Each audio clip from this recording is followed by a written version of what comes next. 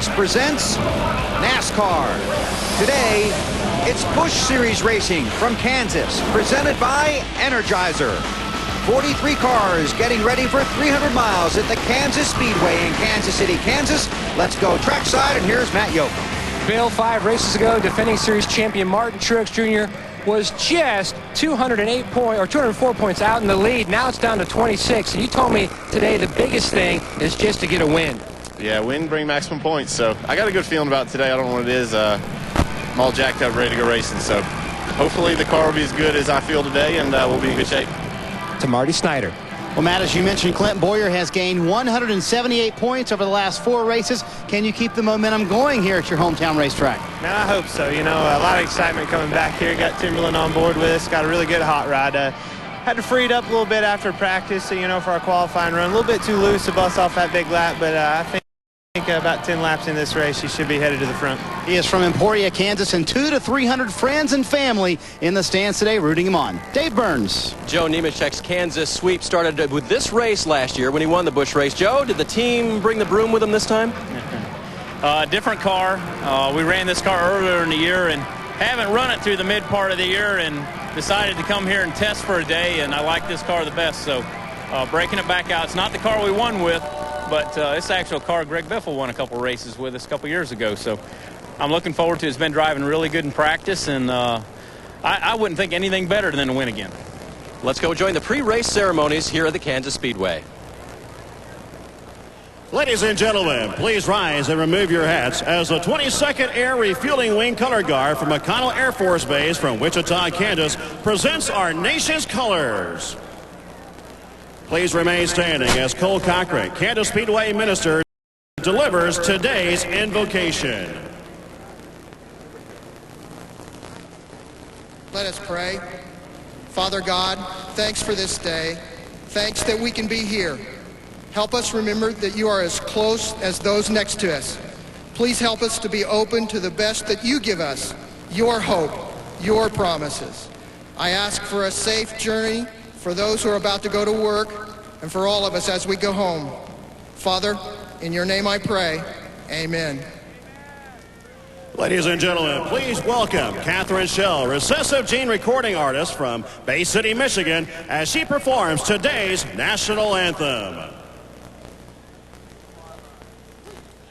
Oh, say, can you see by the dawn's early light what so proudly we hailed at the twilight's last gleaming, whose broad stripes and bright stars through the perilous fight o'er the ramparts we watched were so gallantly streaming, and the rockets' red glare, the bombs bursting in air, gave proof through the night that our flag was still there. Oh, say does that star-spangled banner yet wave o'er the land of the free and the home of the brave?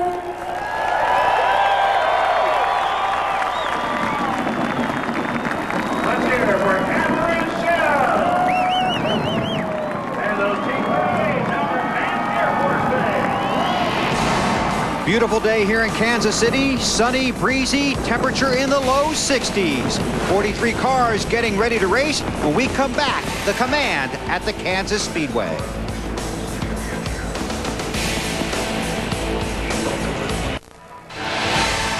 NASCAR Busch Series Racing presented by Energizer.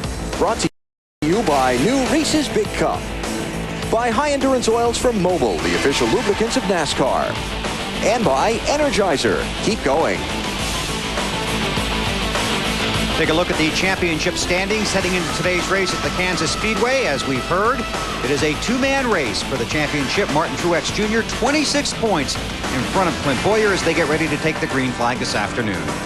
Hi, everybody. Bill Weber along with Wally Dellenbach and Benny Parsons. Thanks for having us in for the race. The Kansas Speedway is still considered one of the new tracks to NASCAR. This is our 5th visit here. And, Benny, the racing surface here is maturing, and we've seen some spectacular finishes here, and last year was a perfect example. Sure was, Bill. You know, a lot of fans have trouble with all the mile-and-a-half speedways. They call them cookie cutters.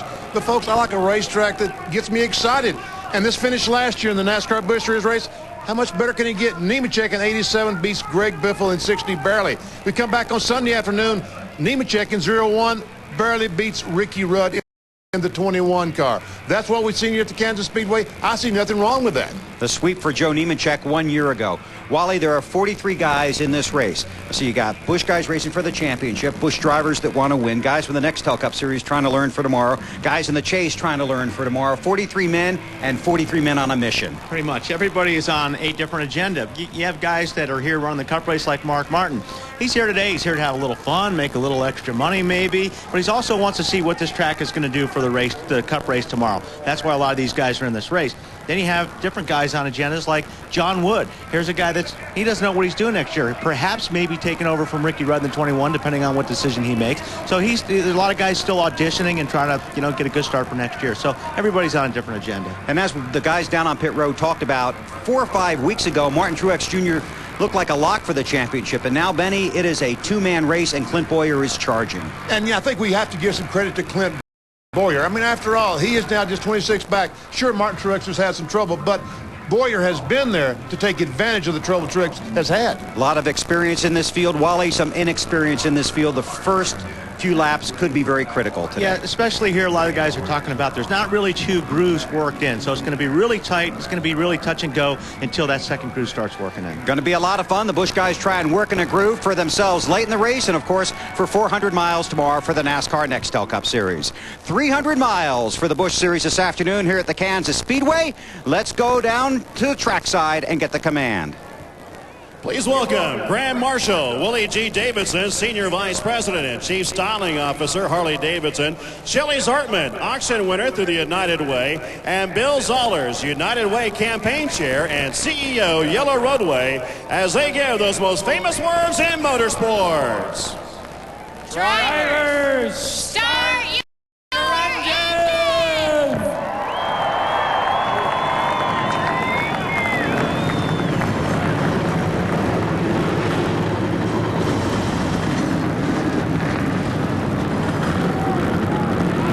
A packed house here in Kansas City to watch the stars of the NASCAR Busch Series and some of their favorite from the Nextel Cup Series go 300 miles. The green flag is coming up on NBC.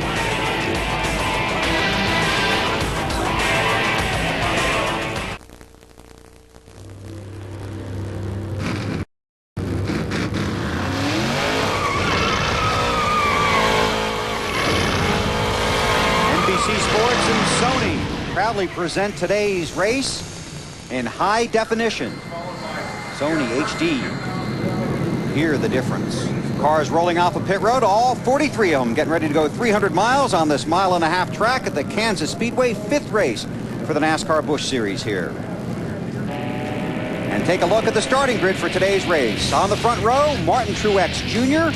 and John Wood. Along behind them, Regan Smith, Casey Kane, row 3, Jason Leffler, and David Green. Back in row 4, Greg Biffle, Bernie Lamar, the 33 car, Mark Martin, Clint Boyer, Johnny Sauter, and last year's winner, Joe Nemechek. Row 7, Joel Coffin on the inside, Jerry Robertson on the outside, Colorado boys, Bobby Labonte, former Nextel Cup champion on the inside, Matt Kenseth, former champion on the outside, also pole sitter for tomorrow, Paul Bernard, Elliott Sadler. Oh, Elliott Sadler's the pole. Who is the pole sitter? Matt Kenseth, isn't he? Matt Kenseth is. Elliott was. For a while, he sure was.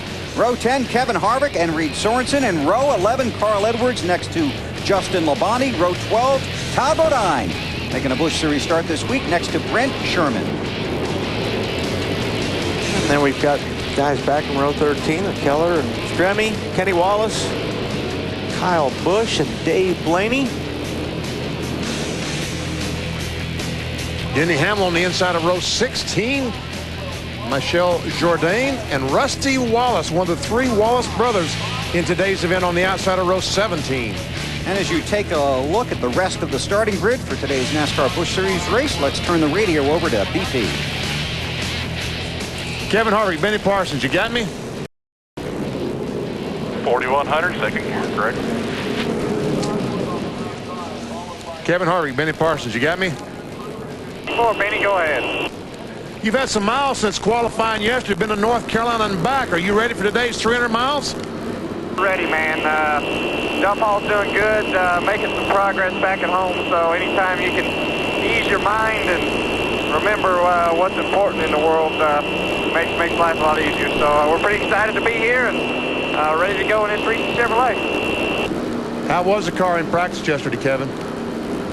The car was really good in race sim. It takes it 2 or 3 laps to get going, but after that, it seems to run pretty good. So we'll see what it does when we get in a bunch of traffic here and make some adjustments today. But I want to say hi to my wife and her dad, everybody back at home. Thank you very much, Kevin. Good luck to you. Hi, guys. Thanks. And Kevin referring to his wife's father, who has been battling cancer for some time. Kevin left the track yesterday to fly back to North Carolina because his health had taken a turn for the worse. And John Linville is a former NASCAR Busch Series driver. Kevin's father-in-law. We wish them all the very best. Let's get the final stories before we go green from pit road, beginning with Dave Burns. Well, Bill, Robert Yates Racing runs this Busch Series program for the 90 car for a variety of different reasons, but here are 2. Technically, it helps them a lot for their Nextel Cup program, which is, after all, the marquee program for their racing bunch. But they also run it personally for this driver, Elliott Sadler. Increases his confidence when he does well. Twice this season, he's finished runner-up, and that really adds to the confidence of Elliott Sadler. His last Busch Series win came a few years ago, so he'd like to add to that as well with 5 career wins. Marty? Well, Dave, it's already been a successful Saturday for Matt Kenseth, as Benny told us earlier. Qualified on the pole for tomorrow's Nextel Cup Series race. And in Busch Series racing this year, he's had so much success. 10 races, 9 top 10s. In fact, the only race he didn't finish top 10 in was that Dover race where he had that big crash very early on in the race. Critical race today for Matt because he gets some practice tomorrow for the Nextel Cup Series race where he's trying to win a championship. He said his car works best on the bottom, and it may be a one-groove race today. Matt? Today's Mark Martin's first Busch Series race right here at Kansas. He already has 2 wins this year, chasing a 3rd. Now, Mark will tell you today, like Wally said, it's 50-50. 50% fun, but also 50% learning about how this racetrack changes tomorrow. And the guy over my shoulder, Pat Tryson, is crew chief on the Cup side, crew chief here today. The same reason. He wants to also learn how this track changes from the pit box. He can get a bigger eye view, Alan, of what to expect tomorrow. They start 9. Well, Matt, Carl Edwards is 4th in the championship. Not out of it mathematically, but he's not thinking championship today. He's thinking win. Just before rolling off the pit lane, Carl came on his team's radio, told his crew, our car is faster than all the others out here. Thanks for letting me drive for you. He starts 21st. Watch for him to move up quickly in the opening laps. Bill? Thanks, Alan. You guys have a great day down there. For much more on NASCAR, log on to NBCSports.com. Benny previews tomorrow's Nextel Cup race here at Kansas Speedway, and Alan looks at why Ryan Newman could end up as this year's Nextel Cup champion. Check it all out at NBCSports.com. Okay, we see the lights are out atop the pace car. These guys are ready to go. There's Greg Biffle in the Subway car. Bernie Lamar, Yamaha ATV vehicle. Kenny Wallace, he's ready to go, the AutoZone car. It's Kevin Harvick. Bobby Labonte. Clint Boyer. So close he can taste it. 14 drivers in today's race will also race here tomorrow, including 5 of the drivers that are in the chase for the Nextel Cup Championship. 1.5 mile track, 300 miles, a full house on a beautiful October Saturday in Kansas City. Glad you're along for the ride on NBC.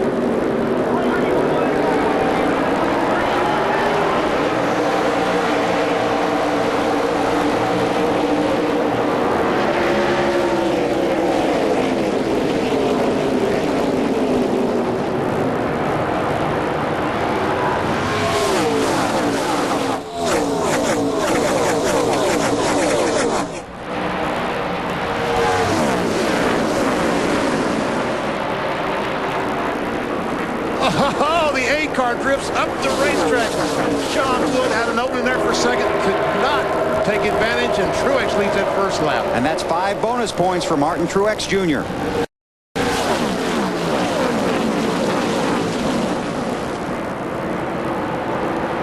Outside group doesn't look too bad down in 1 or 2. David Green, 27 on the inside of the 33 car. Bernie Lamar, young man out of California. Down here's where it gets a little bit narrow. Dicey. Yeah, the groove isn't as wide down in 3 and 4 as it is 1 and 2 yet.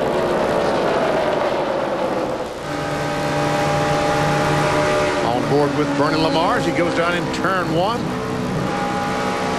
Marty, this young man is looking for some experience today, isn't he? Absolutely, BP, and he is the next Kevin Harvick protege. You know, the first one worked out. He's up there beside you in the booth, so that didn't work out too good, did it, Wally? But I'm just kidding, Wally. But this kid is a young man. He's 25 years old, out of California, and Harvick fielded him in 2 races this year in the West Series, and he won both of them at Phoenix in California. A lot of talent behind that wheel. They're trying to cultivate it and get him in some more Busch Series races later on this year and next year. You going to sit there and take that, Wally? Or just don't worry, I'm just rubbing my hands. It's a long weekend. Marty led the first lap, yes, but he did. It's a long race. Looking back at David Green. Lamar is running in the, 6th position?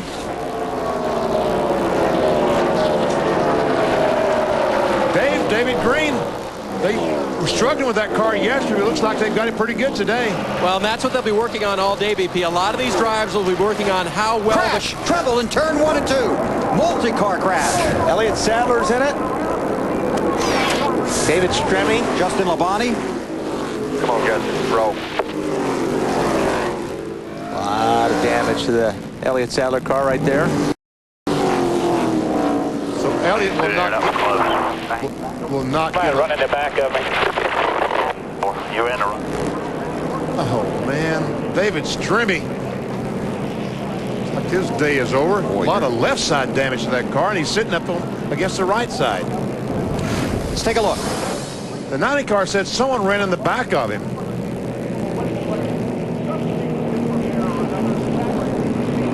I think he just lost it trying to avoid the crash that was happening in front of him.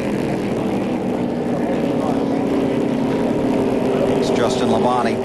It also looks like 41. Is that the 41 car? Reed Sorensen, the left rear of the 14th, what it looks like. That's Stremme in the 14.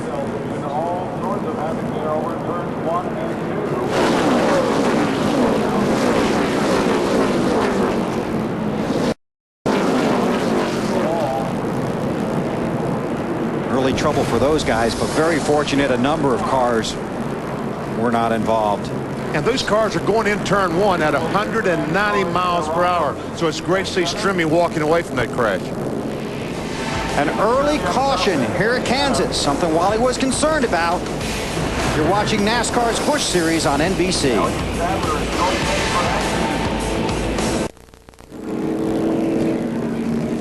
Back at Kansas Speedway, Elliott Sadler has parked the 90 car down here. Elliott, you had a chance to look at the replay. To tell you anything different than what you felt out there? No, it looked like Stremme didn't know, his spotter didn't know that the other guy was under him. I think it was a 41 or whatever. It's a shame. He just came down and took us all out. So he just looked like he didn't know. So it's a shame I didn't get to run many laps. City Financial Ford didn't even get to break a sweat today. So maybe we'll get rid of some of our bad luck today and try to do better tomorrow, but want to apologize to everybody in that company. We're doing our best. We just wasn't meant to be this weekend. This was a very good race car, wasn't it, before all this happened? Yeah, we were going to be good on long runs. We knew that yesterday. We hadn't touched the car hardly since we've been here. We've been one of the fastest cars all weekend on long runs. It's a shame not to get to run it to see what was going to happen. So what do? You know, we just caught up in somebody else's stuff.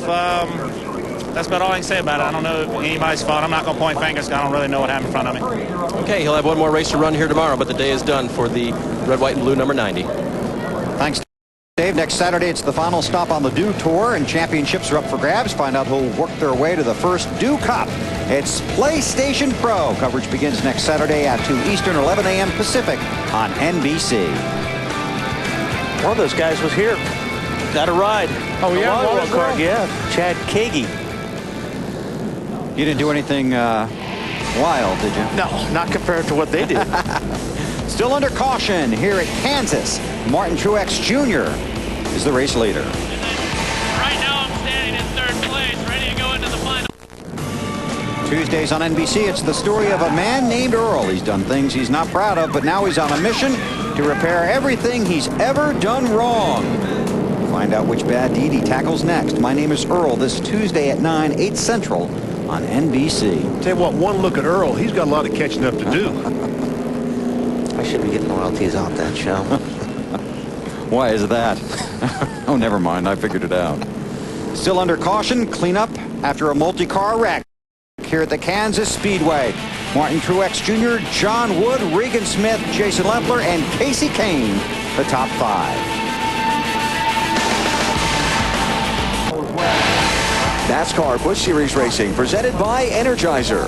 Brought to you by State Farm. Great service, great rates. That's why 40 million drivers trust State Farm. By Banquet Crock-Pot Classics. More of what you want. And by Yamaha ATVs. Ain't nothing tougher than a Yamaha. Under caution here at the Kansas Speedway, early laps of the United Way 300 presented by Yellow Transportation and Sprint. Matt Yoakum. Bill, things happen so fast out on the racetrack. David Stremme just walked out of the infield care center. You're okay, but you'd like to have an opportunity to take a look at the wreck and walk us through this, so here it is. Well, I don't really know what happened, and looks like I just come down on Reed there. And it's hard for to tell when you're going into one. You know, we had new spotters. We actually used Casey Mears' spotter, and it's unfortunate. You know, we're just trying to make it week by week, try to get to the end of the season. And, you know, you're listening. And, I mean, he does a good job. But I'll be happy next year with Mike Kalanoff spotting for me because you just have a lot more trust. But it was a hard hit. Reed and I mean, we run good. And you know, I didn't know to crowd him or nothing. But it's just kind of one of them deals. So run pretty fast. You're just thankful for the safer barriers. So I hit pretty hard. Bill, it's a lot like when an NFL quarterback gets a different center. They just have so much built-in chemistry, it just changes things a little bit, it appears. You're right, Matt, and those guys have to work together a lot to build up that chemistry and confidence. And they do, and I was surprised that he announced that Mike Kalanoff, Matt Kenseth's spotter, was going to work with him next year. That's been out there for a little while. It has? Yes. Well, I hadn't heard that. Yeah, Mike's moving over there. I'm shocked that he's going over there, but... And I just saw the spotter for the 14 car up on the roof before this race started. Yeah, I'm spotting for David Stremme today, and I guess in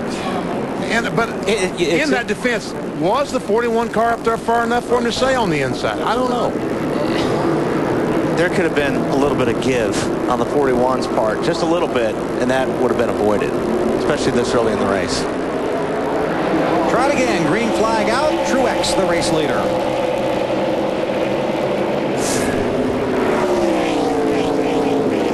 John Wood, that 47 car, this is his best run in 2005, and I'm sure that he wants to get up there and show everyone that he belongs in NASCAR Nextel Cup racing, and obviously at the top of the NASCAR Busch Series racing. Well, right now his car looks like it might be a little. Well, as I said that, yeah, a little bit loose there in 3 and 4. He's going to lose his spot because of it. Regan Smith, 15, another young man who's having a terrific run today.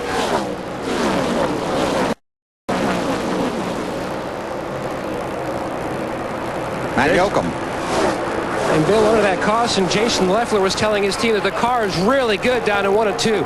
Just super, very good. But then when he goes down to the 3 and 4, though, it goes to the loose side, a little free. And we've been hearing a lot of drivers say that. It just seems that the turn 3 and 4 side today has been on the free side. It has, even in qualifying, Matt. I mean, everybody that got down 3 and 4 looked like they were struggling with loose down there. Casey Kane, 6 car up to challenge Leffler in 32. A handful of drivers at the back of the field did pit under that caution, basically for fuel. Minor chassis adjustments came for position. And this is one of those racetracks where if you've got a good race car, it's actually pretty easy to pass because it's easy to get somebody loose. You can get right behind somebody and just take the air off their spoiler, and they'll move up the racetrack. So if your car's good enough to do that, you can pass a lot of cars because you can get guys loose. That's fun. That is fun. Yeah, absolutely. What about Casey Kane, Dave? He really looked good coming off that corner passing, didn't he, off of turn 2. That car has been good for these guys this weekend. One thing Elton Sawyer, team manager, told me this morning about them, he said, just remember here, aerodynamics is so important. We want to get that 6 car out in front because a great car out in front can be a very bad car back in traffic. And we've seen that in the past. Which probably, Dave, means that he's a little bit loose. Especially if he'd be a little bit loose in traffic. Front 6 running single file. Now the front 7. And this is where the race really begins, right here. And Bernie Lamar in that yellow car on the outside, the rookie is right in the middle of it. Clint Boyer takes that spot away, following Mark Martin in the 6, and there's Matt Kenseth trying to get under the 33, and gets a little bit loose. Boy. And he's going to lose a spot. Harvick to Harvick. And it looks like everybody's running so close right now. If you jump off the throttle just a little bit, you lose 2 or 3 spots. Well, tell you what, there's a great group of drivers. 21, 17, 19, 87, all cut drivers. And Bernie Lamar getting an education out there, isn't he? 25 years old from Sacramento, California. And that's one reason that you should allow some NASCAR and Nextel Cup drivers to race with these young guys. Good point. Dave? I don't think he's watching good the race. experience, but he doesn't really want to be there right now. Regan Smith runs in 2nd. That's some good racing right there off the turn 2. I like this better than... This is good stuff. Marty on Matt Kenseth. This car's a little bit too loose, guys, especially getting into the corners for Matt. You see a lot of people beating him into the corner, and he's a little better from the middle of the corner off. This is the car that they actually tested at Charlotte 2 weeks ago. They wanted to bring the car that they were running at Dover, but obviously that car a little too wrecked and damaged, just sitting beside the dumpster out behind the shop. Matt? And Marty, you can see the 87 there, Joe Nemechek now. He said that his car was wiggly at the start. And his spotter said, you're getting beat up off the corner. He says, I know, I'm just way too tight. I can't get in the gas when I need to. Maybe. Hey, Carl Edwards told me just before the start of this race, I said, are we going to have 2 grooves out there today? He said, we are, and watch for me to use the outside lane to pass a lot of cars early in this race. Already seeing him move up in turns 3 and 4, aren't we, guys? We are, and Bobby Labonte in that 19 car just in front of the 60 is making the track a little wider on the inside. It looked like Carl Edwards was listening to Allen, because when Allen said he was going to go high, he moved high. Well, on cue. Bestwick probably set that up, so he's got his team in one ear, and Carl's listening to Allen in the other. Good job, Allen. I have great influence, don't I? Yes, you do. Marty, how about Bobby Lab? He's moving up front, and he's doing a good job. He describes the car in the middle of the corners as bouncy, though. I don't know that I would want a car that's bouncing around the racetrack, but he says getting fairly good and getting better the longer they run. On board with Bobby Labonte, looking back at Joe Nemechek and Carl Edwards. See, Carl was not on cue, so he tried the low side that time. The front Truex leads by almost 2 seconds over Smith. Nemechek won here a year ago in the Busch Series, also won the Cup race on Sunday.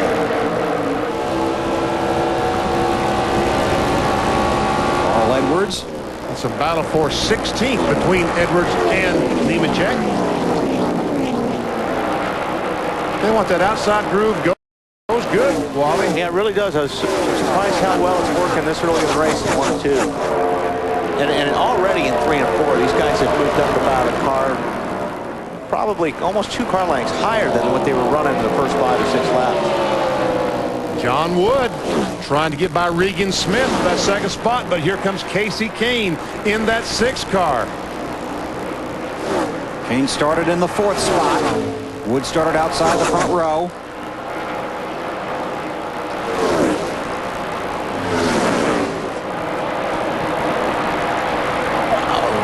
Wood right up on the back, but he didn't have a place to go, and Casey Kane's got some momentum coming off of 4. Sure does. Tell you what, John Wolfspotter's going to have to be on the ball and tell him when that 6 car's on the outside like that. Alan, how about the 58 car? Well, Benny, this is what Regan Smith wanted to do. He's just 22 years old. His goal for the day, run up front with veterans, Nextel Cup drivers like Casey Kane that he's racing racing around right now and gain their respect this afternoon on this super speedway.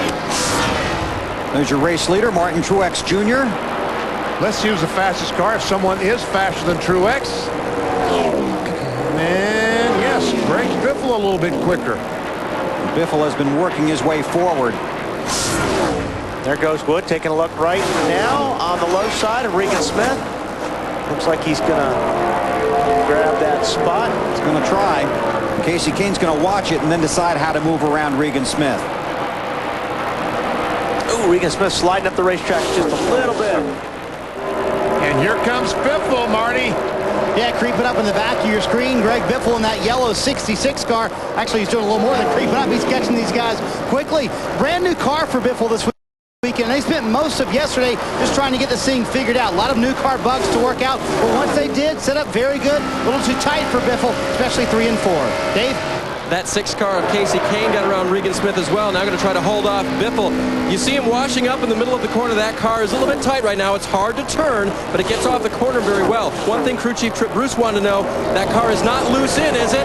And Casey said no. That's a good thing. Regan Smith, I'm sorry, go ahead. I just saw the line that the 6 car took down in turn 1 a few laps ago, and you could tell that he wasn't loose because he real wide cut straight across the racetrack. When you're loose, you just can't do that. I thought Regan Smith did a really good job there. He ran in front of those guys. He did as much as he could, pedaling as hard as he can. And then when he sees them coming, he got out of their way and let them go by. Now he's going to follow them, try and get some more experience. And the car crash. Bernie Lamar. What was that, Marty, earlier? 25 years old, out of Sacramento, California, currently 3rd in the NASCAR Southwest Series. Got a Southwest win at Phoenix. 2 NASCAR West wins in a limited schedule in 2005. Trying to get some experience today here at Kansas Speedway. He got some experience, but it's not what he was hoping for. Just gets loose down the corner. He might have gotten into the apron. What do you think? Might have touched the apron with the left sides. And watch and listen.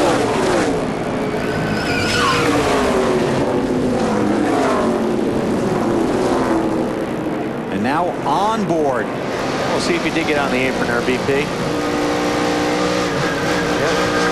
I don't know if he got on the apron after he busted loose but yeah, he was definitely down there. Because the transition from the banking down to the apron, we better take this thing to the garage because the right front is not cooperating at all. I need to slow down a little bit, just missed the entrance. Well, see what happens when you hit the wall like that, you break the brake rotor so you have no brakes. Well, he needs to get out. He's going to turn in the second entrance to the garage. He's safely out of the way. Leader's on pit road, Matt. And Jason Leffler in the 6th position. Now the car freed out in 3 and 4. They're going to make a chassis adjustment. You can see the crew member make the change. Also an air pressure change for Leffler. Marty. Matt, Greg Biffle, top of your screen in the 66 car. He said the car's just a little bit too tight. Don't go too far with the adjustment was his request. 1 round of wedge in the right rear. Dave? Casey Kane, middle of your screen. They've already made a track bar and wedge adjustment. As good as that car was off the corner, he wanted it even better. Alan.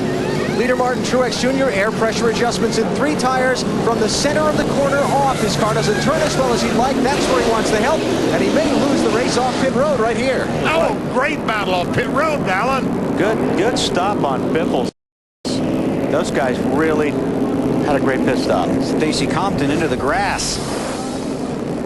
Oh, who got it? It's like Carl.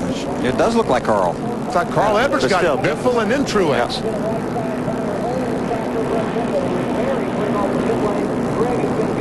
And this is a traffic jam. That's Rusty Wallace in the 64. Mark Martin in the 9.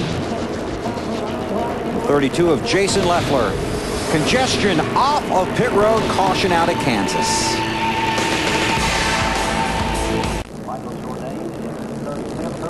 Back at Kansas in the NBC pit window. All right, let's watch the rear of the car, the rear tire change. They're changing the left rear tire. And we roll it forward.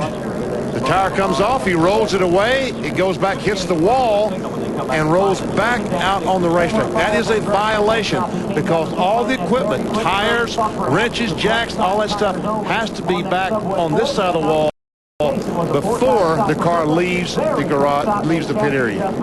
currently rides second on the racetrack. Don't forget So the field this time coming to get the 1 to go signal. 400 on the final races of the season. Strange events are happening all over the track and all over the world, in fact. Get ready, because on Mondays, something's coming to the surface. Surface Mondays at 8, 7 Central on NBC.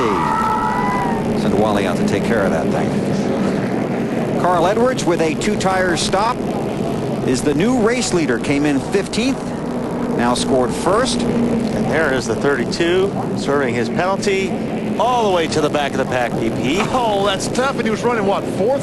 I think when the caution flag came out. 4th or 5th. Rusty Wallace came in 23rd. He is now 5th. And Regan Smith, who had been running so well, came in 5th. And he went out 10th. So a number of these guys taking 2 tires instead of 4. In fact, here's the Aaron's pit summary.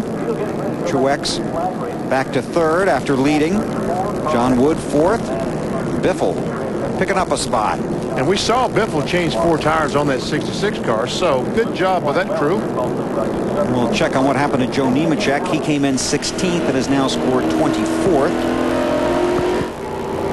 Must have made a big adjustment on that car during that pit stop. Or the guys behind him just took 2. Or the guys behind him just took 2. It's Greg Biffle. Top off that tank, trying to get every bit of gasoline they can inside. Steve Grissom, the Advil car on the bottom of the racetrack. Getting ready to go back to green flag conditions. They'll chase Carl Edwards as the leader. So Carl Edwards brings the field to the green. 34 laps in the books at Kansas.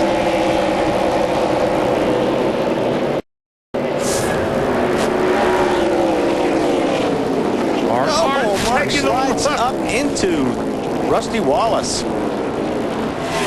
He had to get by there pretty quick. He didn't want to get blocked behind that 49 car. Steve Grissom. And Grissom does a great job in moving over, let the cars 2 abreast go by.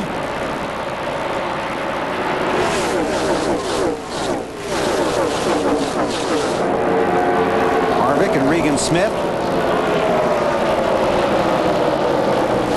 That yellow 11 car, Paul Menard, another driver, has been doing a terrific job the last 3 or 4 months of the NASCAR Busch Series schedule. He certainly has. On board with Harvick. Regan Smith trying to take the position on the outside. Yeah, got a good run off of turn 2. I'm impressed with these guys. These guys are doing a really good job today. Second place, Truex Jr. and Greg Biffle. AB. A couple things. Martin Truex is having a little trouble with his radio, a little interference. So they're trying to fix that and figure it out under this caution. They made a tire pressure adjustments. When he gets on the gas in the center of the corner off, that's where he needs the help trying to deal with somebody like Biffle. Marty? And a great stop for the Subway guys. It was 12 or 13.4 seconds, I should say. Car was just a little bit tight, and what they did, they made that wedge adjustment. Biffle said, I'm worried about it in the long run. If it's this tight this early in the run, I think if we have a long run here, it would really be way too tight to drive. So that's why they made that wedge adjustment, trying to just ensure themselves for the longer run. So I guess that's one reason he lost the spot to Truex, because now, early on in the run, the car is just a little bit too loose. Talking about the 66 of Biffle. That's John Wood in 4th behind Biffle. And Mark Martin. And this is interesting back here. Dave, you got Rusty Wallace today? Rusty Wallace took on 2 tires on that stop, Bill. And it wasn't so much that they worked on that during the Busch practice yesterday. It's that they want to try it today for, you know what, that big Nextel Cup race tomorrow. So Rusty taking notes as they took on 2 right sides and a slight adjustment for a tight race car on the 64. Different guys, different missions today. That's right. And Johnny Sauter in that 1 car, the blue car, unusual paint job for him, but I like that paint job. I do too. It's beautiful. I think they should keep that. And it's painted that way because of the United Way. Yellow, his sponsor, Yellow Transportation, sponsored this race and gave it to the United Way, trying to get the local Kansas City folks involved in their community. Yellow Transportation and Sprint, the co-race sponsors here. Both located in this area. Johnny's on the move. Just took 7th spot away from David Green. And he's moving up on the back bumper of Rusty Wallace. Looks like he's going to take the low side, and that's 4 tires talking right there. Alan? Hey, race drivers trying to do other athletic feats, how well does that usually work? Not very well. Too good. The kicker for the Kansas City Chiefs is here as Johnny Sauter's guest today, Lawrence Tyne. He taught Johnny how to kick a football this morning. Johnny's race car is doing better than his football kick was. Truex going back to the lead in the 8 car, has gotten by Carl Edwards. So did Biffle in 66. I think that 8 car is going to be something to watch the rest of this race. Maybe the rest of the season. Yeah, well, I think you're right, because they've certainly struggled in recent weeks, and they've surrendered that huge point lead. Now they've regrouped and refocused. Bobby Labonte in the 19 inside of Rusty Wallace. Marty Snyder on Bobby Labonte. And while he was talking about how those 4 tires do the talking on the racetrack, that's exactly the case for Bobby Labonte. He said the car was very loose in the last run when he was underneath someone in the middle of the corner. But other than that, he said the car was outstanding. They did not make any chassis changes to the car, just 4 fresh tires. Oh, me. I thought that Menard in the 11 car has gone for a ride into the wall off turn 4, but somehow I got it back under control. He was going to make a big splash, wasn't he? Yeah. But he saved it. If we'd had certain... There's another wreck happening almost. Jason Keller in the 35. If we'd had what? If we'd had this 11 car anywhere close to the surface television show, it would have been a huge splash, yes. Dave Burns. And Paul Menard commenting on the driving style of at least one other driver he is has among him right now, saying they are, or he is, all over the place. They told him, get him back one at a time. We have a good race car. That's a word from Dan Stillman, crew chief, and that is the way you got to approach it now. You lose 3 or 4 positions, Wally, you just got to pick them off one at a time if you got a good car. Especially if you got a good race car, you just regroup. Like these guys were saying, he's lucky he didn't get into the wall there, so no damage to the car. Go back after it. These two have calmed down for the moment. And he is going back after it. Yes, he is. Wow, look at this punch back here. Yo! And that's... I mean, see, what's wrong with this kind of racing? I think it's pretty doggone exciting. Stacy Compton there got a little bit loose, but he gathered it back up. And there's Nemechek on the high side. Matt, is this car working any better? He lost a few spots in the pits there. It is not working any better. In fact, when he came by the front stretch, they said, how's your car? He said, terrible. This is all right when you get yourself settled in and tell us what terrible really means. It was really bad down in 3 and 4. They made an air pressure and chassis adjustment, but it really hasn't fixed anything. And Carl Edwards recaptures the lead from Martin Truex. You mean Biffle? I'm sorry, Biffle, yes, thank you. And I think BP was right when he said that Biffle's car, just like the start of the race, Biffle's car really started working later in the run. Now you just got to hope that this thing goes, the last part of the race is 15, 20 laps long. Green, yeah. It's Todd Bodine in front of him. Mike Wallace there. There's the 9 of Mark Martin and John Wood in the 41. Mark Martin just taking that spot away, 4th spot. Every lap, Mark is thinking, what's this car doing and how can I translate that into my car tomorrow? Every lap he's thinking that. And he's probably on the radio talking to Pat Trice, his crew chief, saying, Pat, I just found out we need more right front shock. We need this, we need that. Remind me to tell you about this when the race is over. Matt?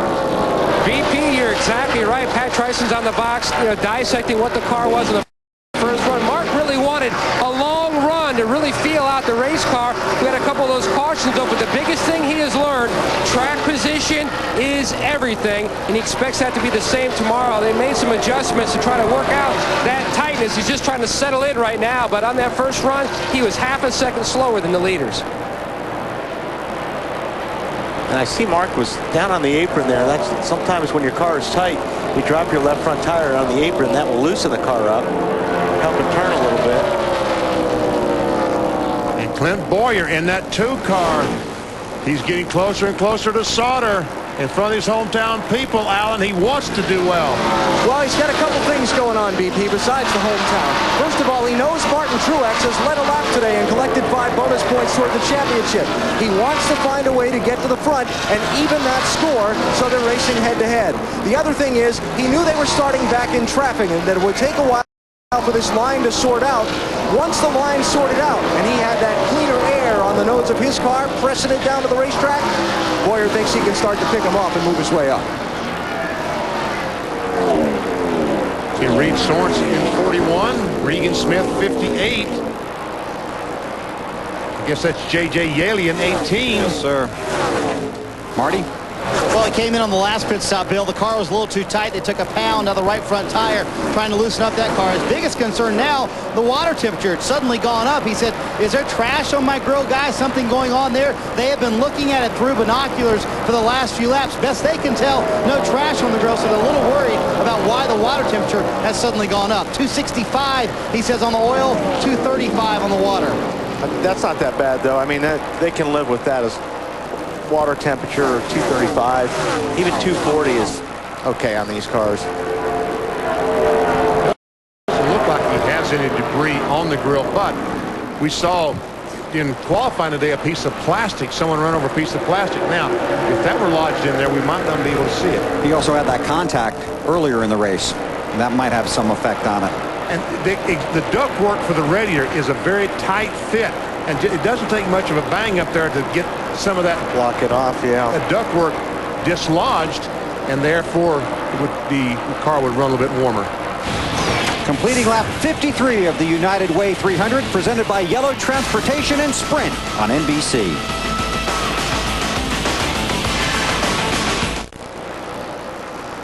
Kansas Speedway, Kansas City, Kansas.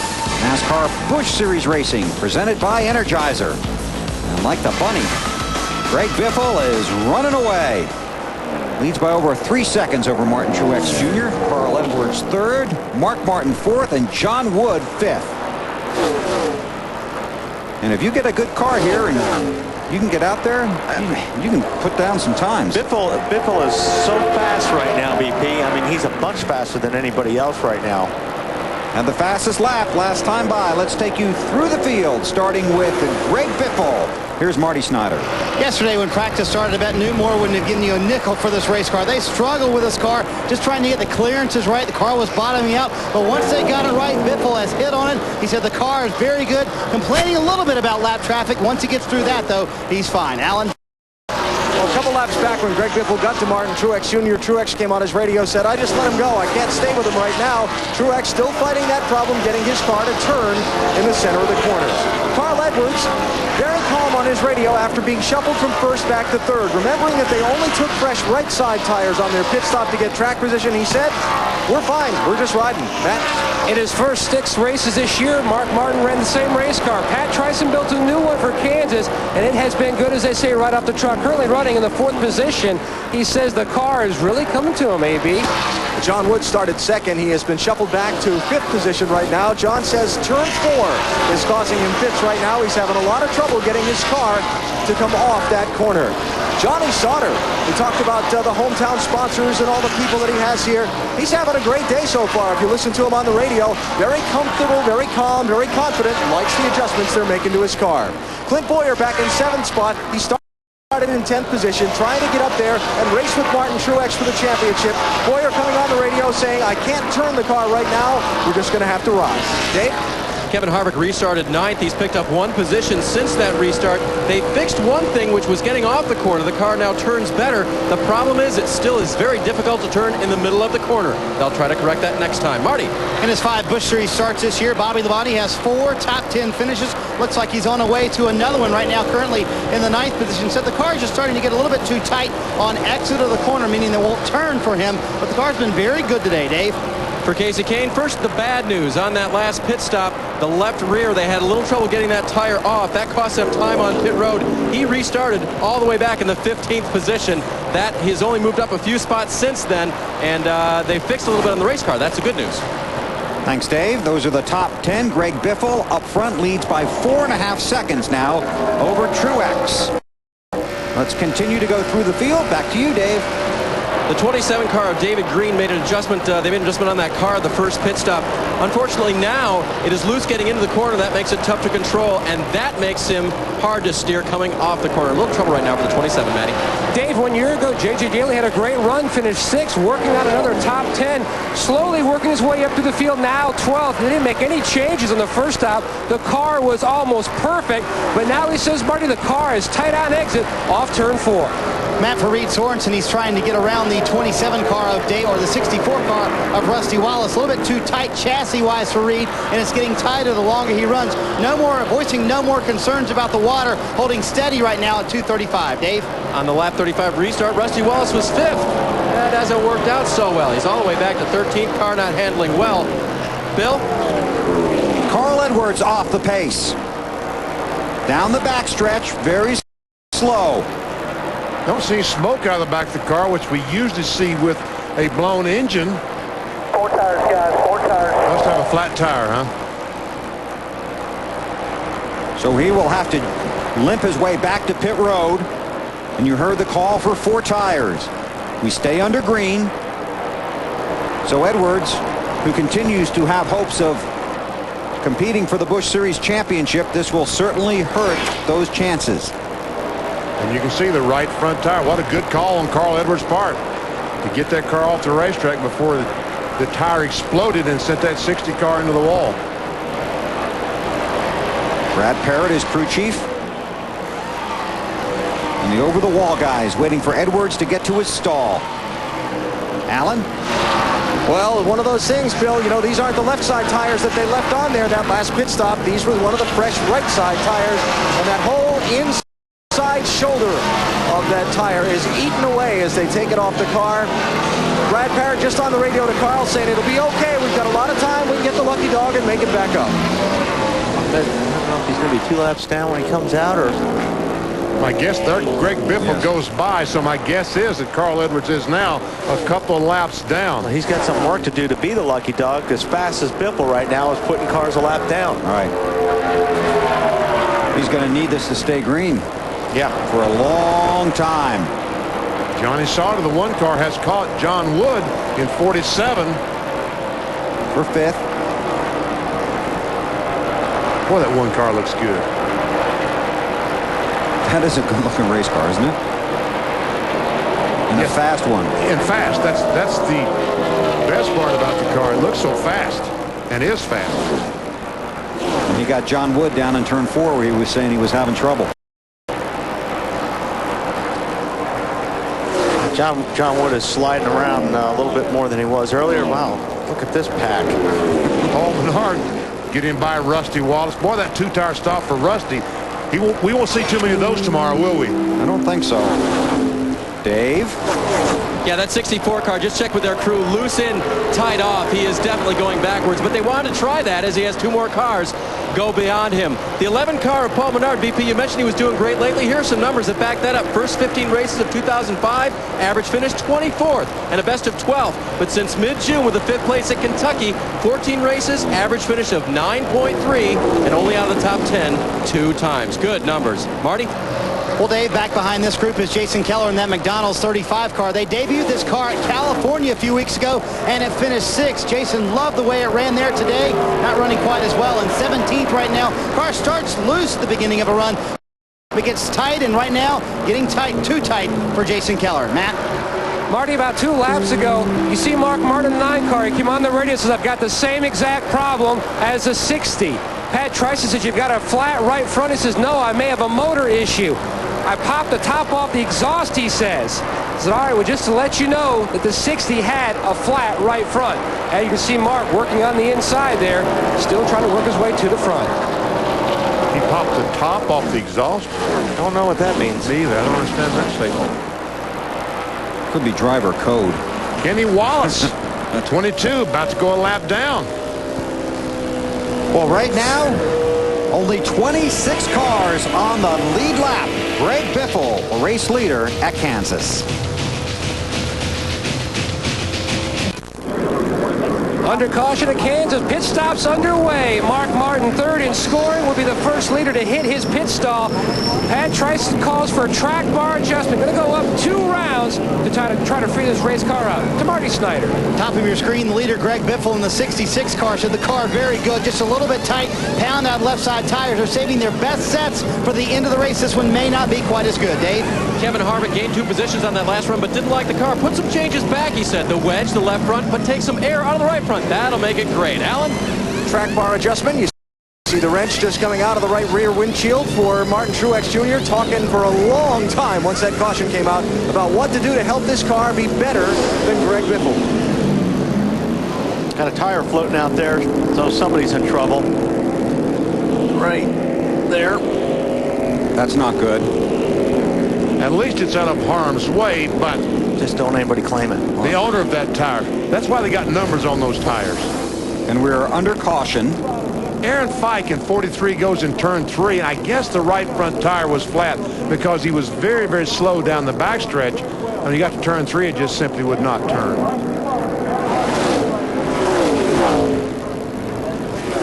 Oh, he hit the wall off turn 2.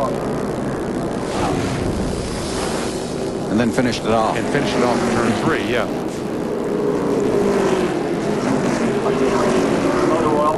Well, the tire from the 47 team of John Wood currently scored 4th. We'll see what happens when we come back to Kansas. Busch Series Racing presented by Energizer. Brought to you by Smooth Push Beer and easy drinking Busch Light. Busch, proud sponsor of the NASCAR Busch Series. By Wendy's. Do great taste at a low price. Do Wendy's. Do what tastes right. And by AC Delco. Real car guys know AC Delco. Field has gotten the 1 to go here at Kansas. They begin to double up. Take a look at the Wendy's race menu. We are right back here tomorrow, 1:30 Eastern Time. NASCAR Next Cup Racing from Kansas Speedway, beginning with the Bank of America countdown to green. I'm told there was no penalty on the 47 car for that tire we saw on the infield grass because they pled their case and said that someone from another team pushed the car out there. The tire out on the pit road. Why would they do that? And we see Jay Guy, the crew chief, talking to the NASCAR officials. Michael McSwain in the middle on the right side. Crew chief for Ricky Rudd. And that Wood Brothers team in the Nextel Cup Series. Evidently, they were just a little bit angry with John Wood for something, so they decided to throw the tire out on the pit road. Didn't work. Yet. NASCAR officials wrong with that trick. Kenny Wallace was the lucky dog. 27 cars on the lead lap.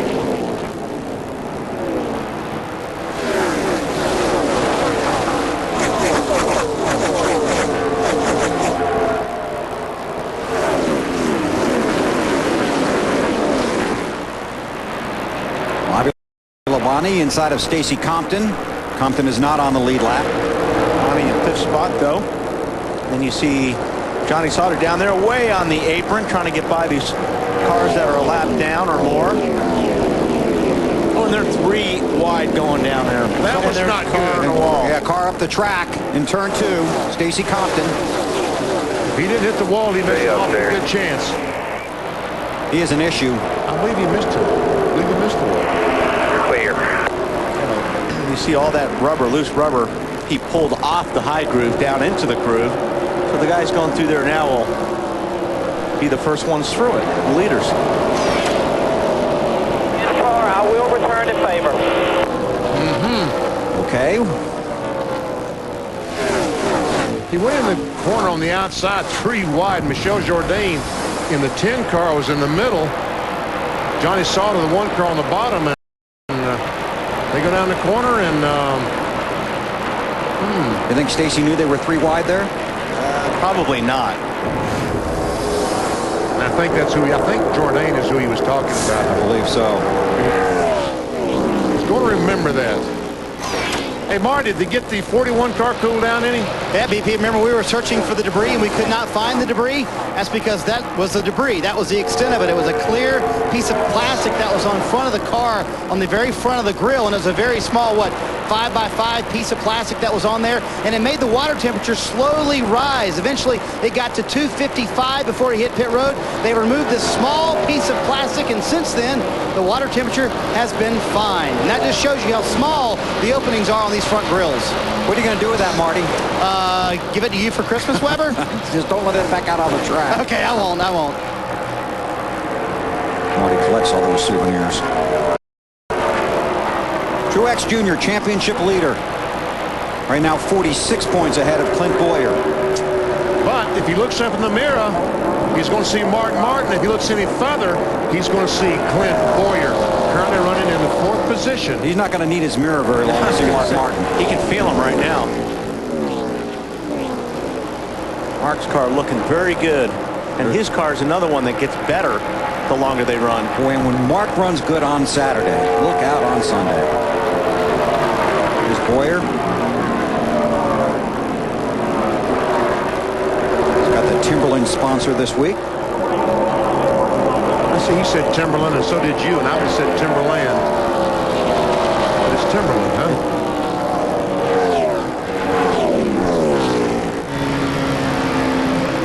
Who are we riding with here? Is this the Timberland car? Yes. For turn 2.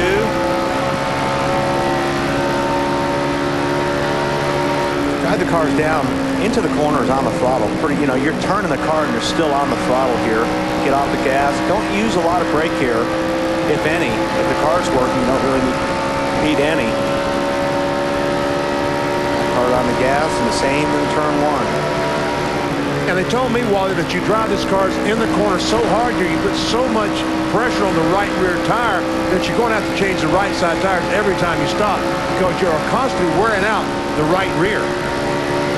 Yeah, you're putting a lot of forces on the right side tires here. 190 plus into the corners. I mean, you're flying around this place. I saw that 9 car backfire that time out the exhaust. That might be what he was talking about earlier. Something to do with exhaust. It may be backfiring. There's Mark Martin still working on the back deck of Truex. Matt, you've been working on this? Well, I talked to Pat Trice. I said, what exactly was he talking about? He said, I didn't really know myself until I asked him. He said it was just backfiring. Well, there you go. And that's caused by an exhaust leak. You back off the throttle, some cold air will get in there, and that raw fuel gets down the exhaust. It hasn't burned properly and catches on fire. There you saw it again. Because that exhaust is about 1,200 degrees, warm enough to ignite fuel, raw fuel that gets down inside the pipes.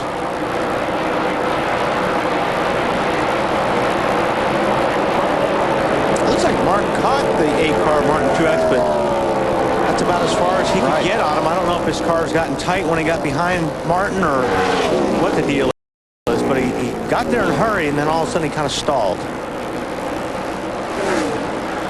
Remember that 6-car Casey Kane had the penalty?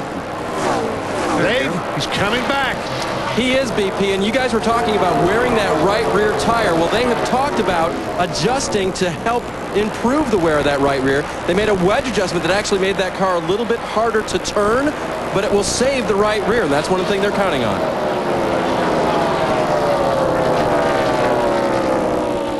And that could help them for tomorrow as well.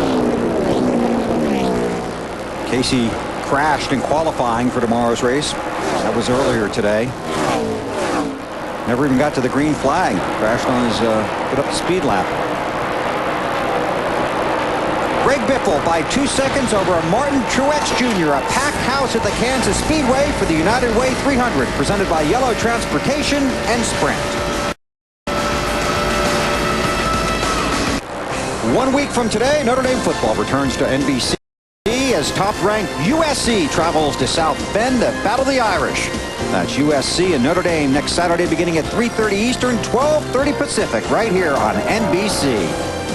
I read this week that the Notre Dame pep rally had to be moved from an 11,000-seat arena to the football stadium. That's because last week they had to turn people away. That'll be a heck of a game.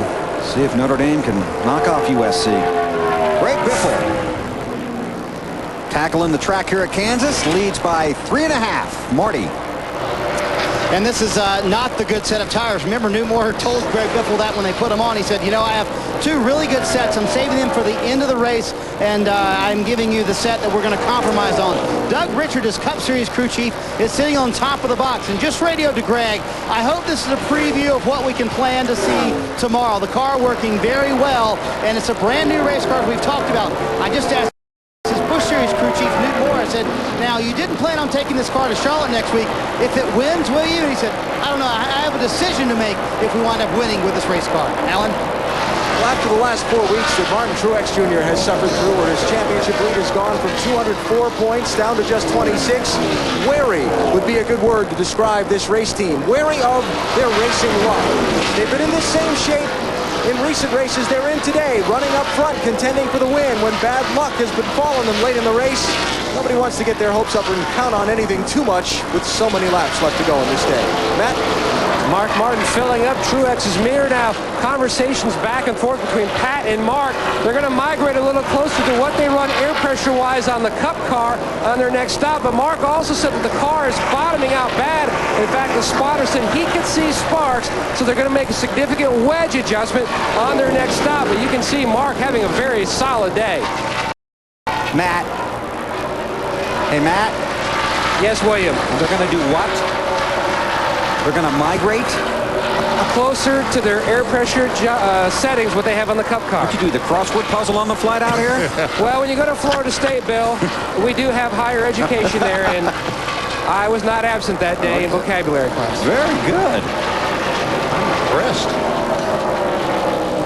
Mark trying to migrate closer to the front, too, but now he's got Clint right in his rearview mirror.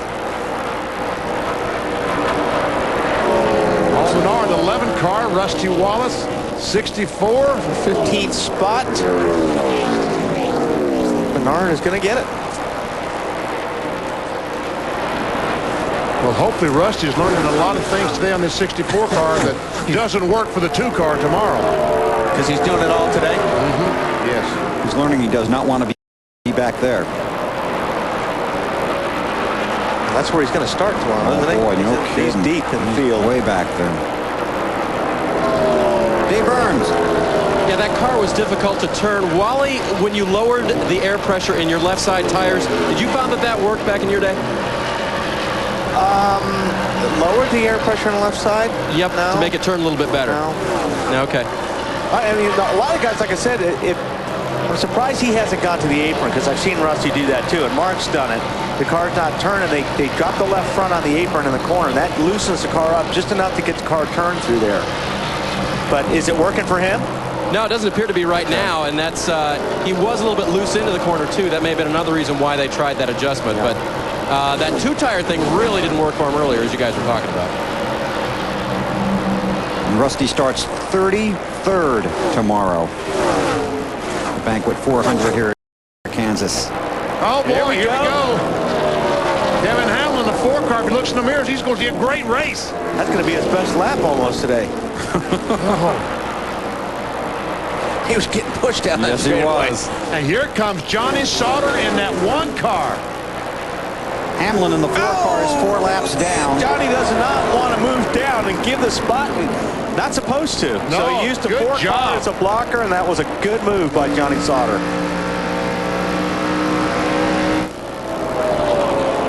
Hey, go ahead, AB. Yeah, this is a driver. You guys all know Johnny Sauter well, but for folks that don't know him, there's only one word on Johnny Sauter's mind when he climbs into a race car: win. Very little else matters to him. He has done nothing but sing the praises of this race car on the radio so far through this distance, and he's feeling hungry for a checkered flag. He's got 1 this year, wants more. He's determined, Alan, wouldn't you say? Is that one of those Florida State words? No, but he is migrating toward the front, however. Yeah. Like I said, he thinks about nothing but just win. A couple other words I can't use on the air, but that's why I like him. And where did Alan go to school? Coventry High School in Coventry, Rhode Island. Thank you. Here we go. Sauter on the inside of Mark Martin for the 3rd position. Says, see you, Mark. Remember, 2 or 3 years ago when he had this great run at Loud, New Hampshire, or something like this, and he ran so well. The 43 car it was, wasn't the 43 car, he ran so well that NASCAR accused him of doing something to the tires. Took the tires and had them examined by a lab and everything else, and they found out that they were just rubber, just tires. Just a good drive. Just a good job by Johnny Sauter and that crew that day. Boy, he's gaining some ground on Truex right there in front of him. Boy, he made up a lot of time on that lap alone. I think Martin got hung up a little bit behind Fuller in the 7 car.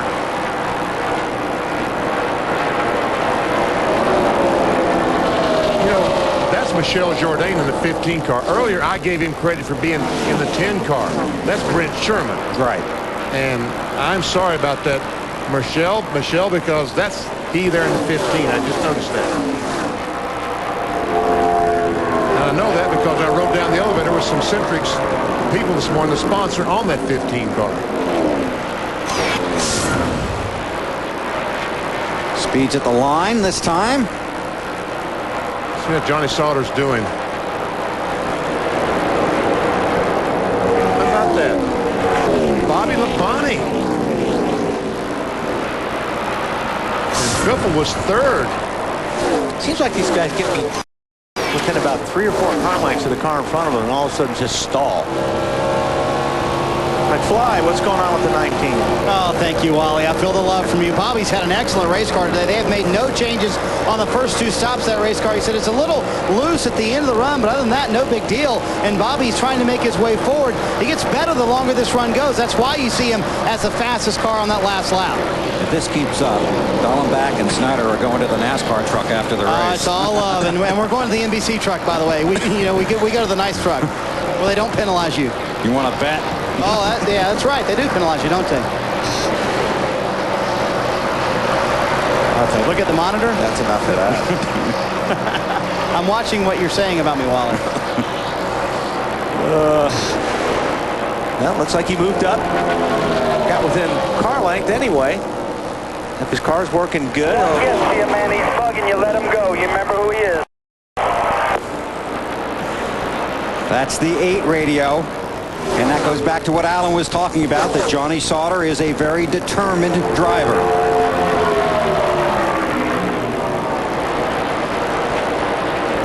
With a fast race car right now. A good race car, yes.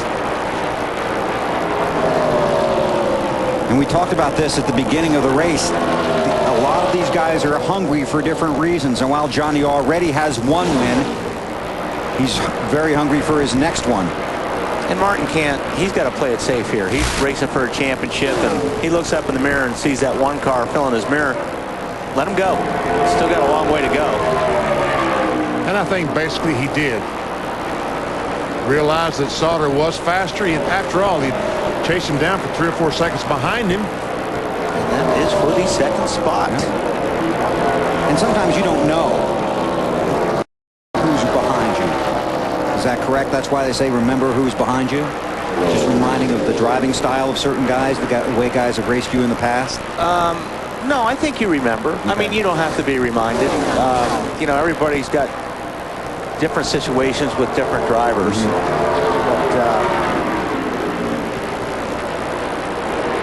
But I don't think Martin, you know, I think Martin looked up and didn't even need that. You know, I think Martin looked up and said, hey, big picture here. 1 car's coming fast. I'll let him go. Bobby Labonte going by Clint Boyer. Puts him in the, what, 5th position? Certainly does. And there's Casey Kane right behind these 2. I jinxed Michelle Jourdain by talking about him. He's on pit road now.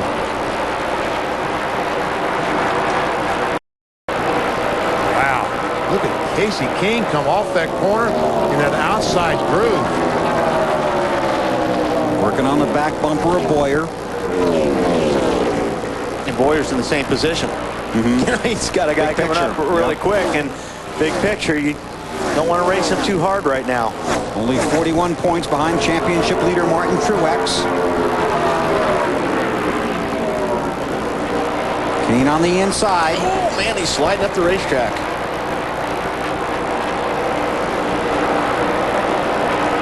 Might loosen him up a little bit here. He just clinches, pointed out the window to the left, showing Casey, go ahead, take that bottom and go on. Gives him a little more room, Dave. And Bill, I was actually surprised that Casey tried that move down in 3 and 4. He's been talking with his crew for the last 20 laps or so about how 3 and 4 are so bad for him. Not a good place for him to try to pass, and you saw the result. He's much better down in 1 and 2, and plus he got the weight by there. So Kane gets the position. Greg Biffle leads by 4.5 seconds over the determined Johnny Sauter trying to migrate to the front. 119 laps are complete here at the Kansas Speedway for the NASCAR Busch Series. Martin Truex Jr. took them all to the green flag. Early trouble. Reed Sorensen and David Stremme. Also the 90 car, Elliott Sadler involved, as well as Justin Labonte in 44. There's the 33 car in trouble. Bernie Lamar off turn 2. 25-year-old from California. Carl Edwards had a right front tire issue. That happened under green. It stayed green. That cost Carl a couple of laps. Aaron Pike in 43 hits the wall up at turn 3, brings out the caution flag. 121 laps are complete. Greg Biffle is the race leader. Let's take you through the field. Here's Marty Snyder. Well, Bill Weber, just 2 questions from Greg Biffle. How fast are we going right now? What are our lap times? And actually, it's 3 questions. And how far back is the 1 car? He knows Johnny Sauter's coming, knows he's a little bit faster than him right now. He's talking about taking a half round out of the left rear wedge bolt. Just a little bit too tight for Biffle right now. Alan? Well, Johnny Sauter has flown his way up to 2nd spot, trying to chase down Greg Biffle for that race lead. Sauter's car drawing some attention from some of those he's just passed, like Martin Truex's crew chief Kevin Mannion. Looking at the left front fender on Sauter's car that looks like it's been bent out a little bit, and saying that, well, a caution flag's out. Trouble up in turns 3 and 4. 1 car has spun, another car is slow. Regan Smith. More than spun. It's like the left rear tire blew. That's what caused the spin. And once again, you hate to see those left side impacts, but we see Regan is moving around in the car. Thank God for safer barriers. Safer barrier is a construction along the outside retaining wall designed to soften the blow of these dramatically hard hits. This is well in progress here. And now we see the left rear tire off his car. Pretty sure that's what caused the crash. Man, look at the debris flying every place. Dave Blaney will be the lucky dog. Right now the safety crew's looking to get Regan Smith out of his car.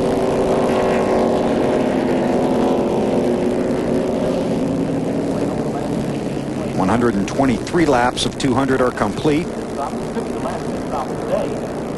And this will take a big chunk out of Greg Biffle's lead, like all of it. Right now, should be a lot of action on the pit lane when they come back around to make stops at lap 124. Here's the way they're running before these stops. Greg Biffle, Johnny Sauter, and Martin Truex Jr. Well, all these cars will be on pit road. One more stop after this, so they need to make whatever adjustments they really need. So that last stop to be as fast as possible. Pit road is open, and here they come. Mark Martin runs fifth. Now he said the changes they made in the last stop made the car worse. They're going to make a significant chassis adjustment on the stop. Even though Mark's times had leveled off, he was 7.5 seconds back of the leader. Snyder? Biffle says the car is just a little bit tight, not too bad as we told you in through the field. They took a round out of the left rear, a half round actually out of the left rear, 4 tires, and they pulled a windshield tear off. Dave? Bottom of your screen, Casey Kane loose in, tight through the middle. They will make a track bar and air pressure adjustment to try to correct the 6-car. Alan? Johnny Sauter pitting from 2nd place. No adjustments, 4 tires. Watch that left front fender just in front of the tire. The team has been instructed by a NASCAR official down here on pit road to push that in on the pit stop. And you see they gave it a little attention there. Put his hands on it. Now, how hard he pushed, I don't know. Very little.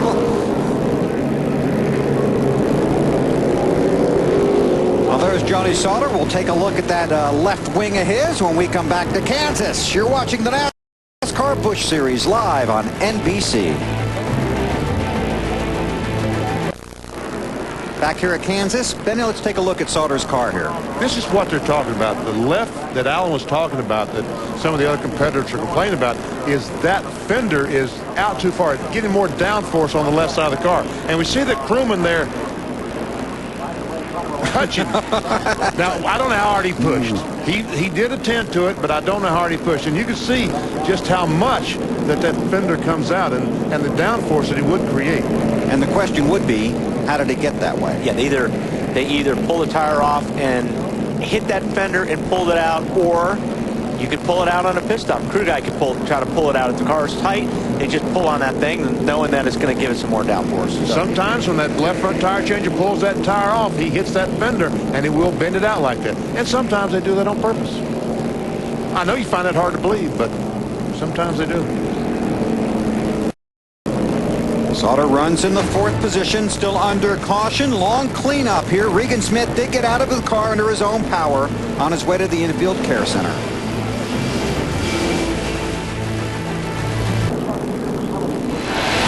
NASCAR Busch Series Racing presented by Energizer. Brought to you by Banquet Crock-Pot Classics. More of what you want.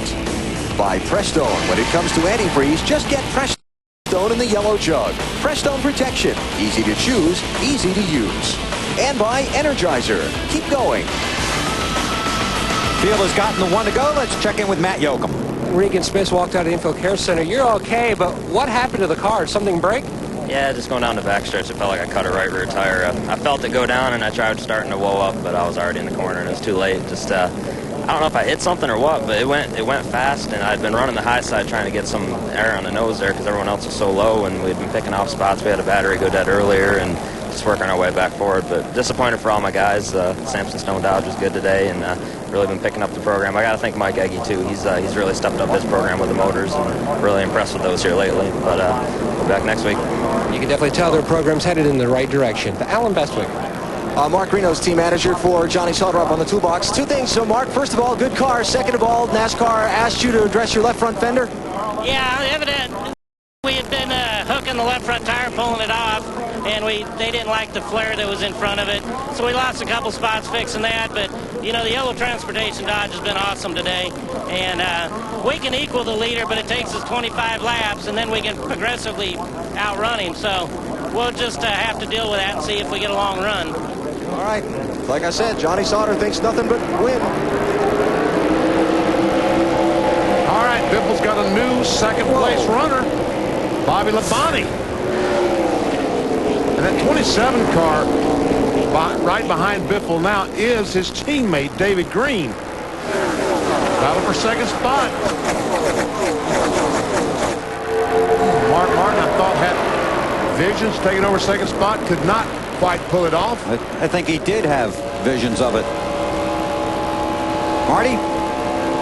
Great car on the racetrack for Bobby Labonte, and terrific pit stops for these guys. The last stop, 12.9 on pit road. They gained 4 spots. Remember, Bobby's car gets better the longer he runs. They had one set of scuff tires and 1 set of sticker tires in pit behind the pit wall.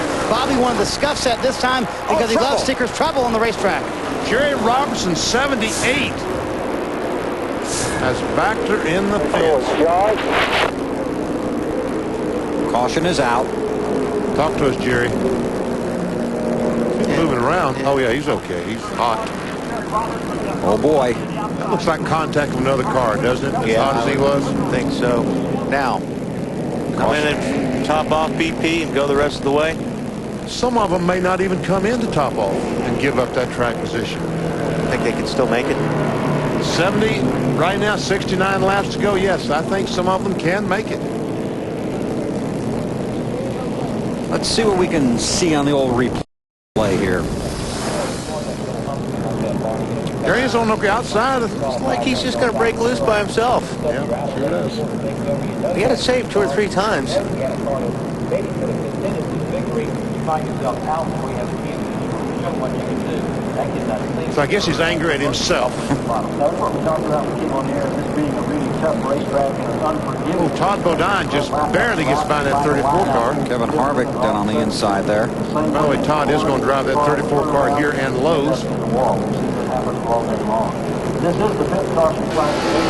Kevin Harvick saw his windshield. Stay low here, stay low. Clear high, clear high. Caution's out for that. Caution is out. Well, nobody's making a move towards the pit, so that means that they're not going to make a move. But I bet some of these guys in the back will come in and top off. I think all of them can make it, Bill. You do?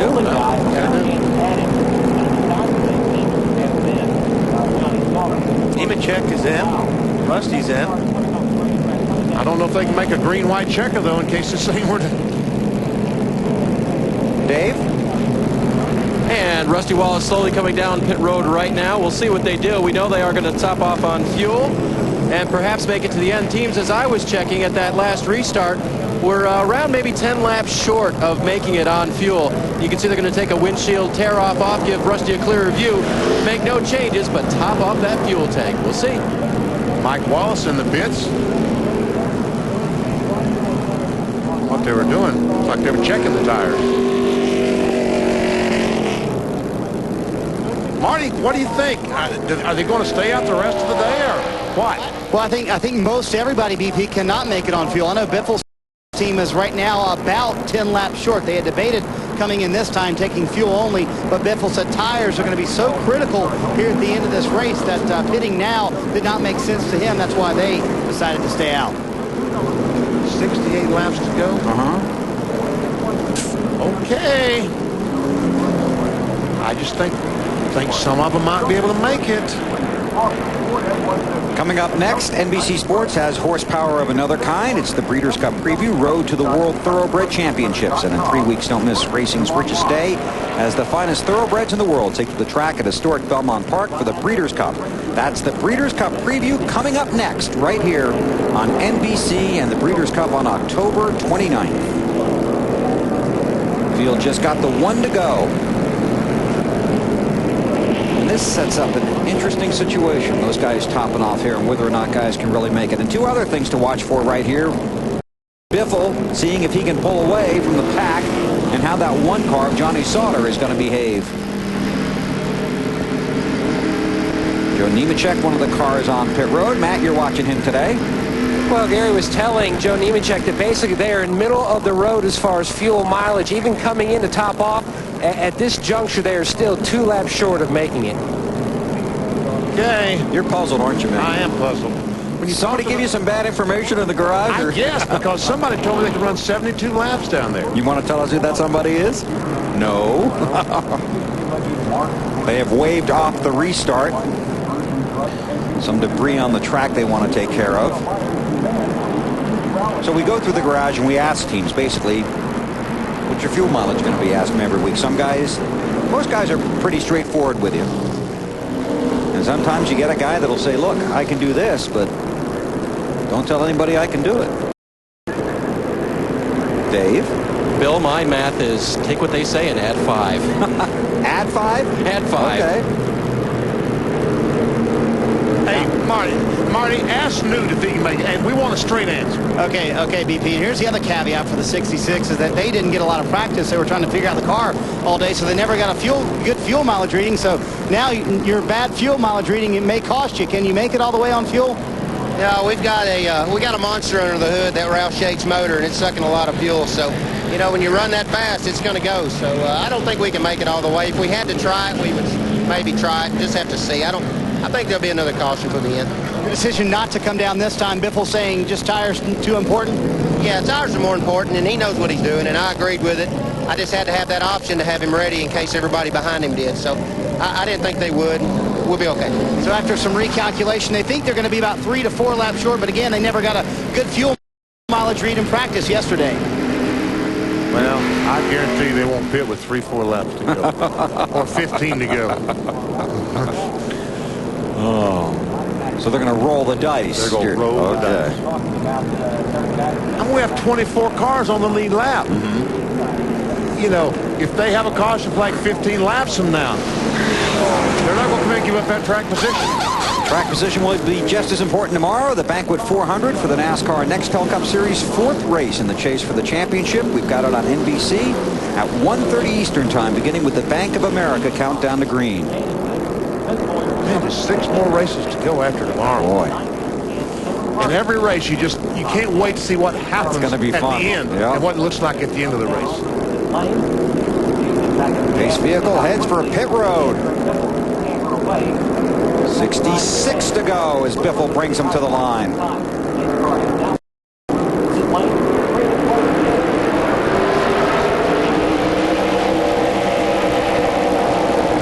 Bonnie got a little better restart this time than he did the time before. So he's going to clear the lap traffic before he gets to the backstretch, and that's going to help. That was Martin in the 3rd spot.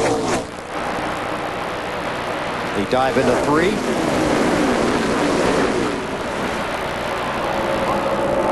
That's Kenny Wallace right in front of Johnny Sauter. Kenny is 1 lap down. Wes Ward, the crew chief for Kenny Wallace, told me they had struggled with that 22 car all weekend long.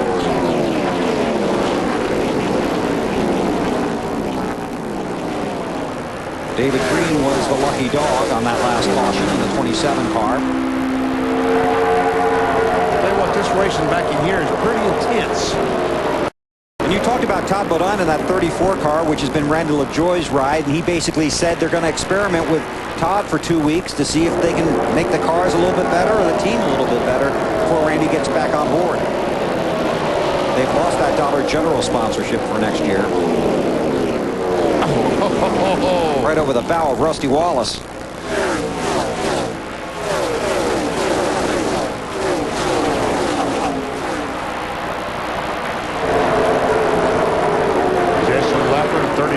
Reed Sorensen 41. That's John Wooden the 47. Hamlin in the 20. Go ahead. Denny Hamlin, that 20 car. Marty, what do you got? Well, the 3rd place man in the championship, Reed Sorensen, in that white 41 car, has been trying to make his way to the front of the field. Just the car starts out too loose, and there's no middle ground where the car is really good, and it gets too tight at the end of the run. So on their last stop, they went up 2 rounds on the track bar, trying to make that car a little bit better for Reed. Matt? Now, Marty Leffler lost a couple spots on pit road, but boy, what a day he's had. He's rebounded from that early pit road miscue, started deep in the field, now running in the 13th position. We got to spin on the track. Yep, Paul Menard, yeah. We just spun, got backwards into the wall there. You okay, Paul? Yeah, I'm fine. Caution is out. Menard. Yeah, 32, like I'm charging up behind you real quick. Looks like I might take the air off. We were just talking about how well Go to the garage. he'd been running. Go to the garage. Kenny Wallace is the lucky dog. This is already underway when we get there. I think when I was watching out the window, I think Paul was just up on the high side, and looks like the car just broke loose on him. Sounded like his spotter said the 32 might have taken some of the air off the spoiler back there too. Okay, now then, we all know they can make it from here the rest of the way. We do know that. We do know that. Well, You think you know that? I think I know that. If they come in and fuel or just now? If they come in now and fuel up, they can make. But you see, no one's coming on the pit road, so that means they could have made it a long time ago. Oh, here we go. Martin Truex Jr., the championship leader. And a lot of cars started to and then bluffed. Alan, he's coming to you. What's this all about? Confusion, BP. Okay. Confusion. They told Martin just a lot of conversation these last couple of pit stops about whether to pit or not. Watch the cars in front of you, so on. Martin, after he was already on pit road, got the word stay out, was too late. Then Kevin Manion said, come on down, we'll top off, we'll be good to go to the finish. And then Martin's reply was, we got to do something better. Yeah, because Clint Boyer did not come down pit lane, and he's sitting in the 5th spot right now.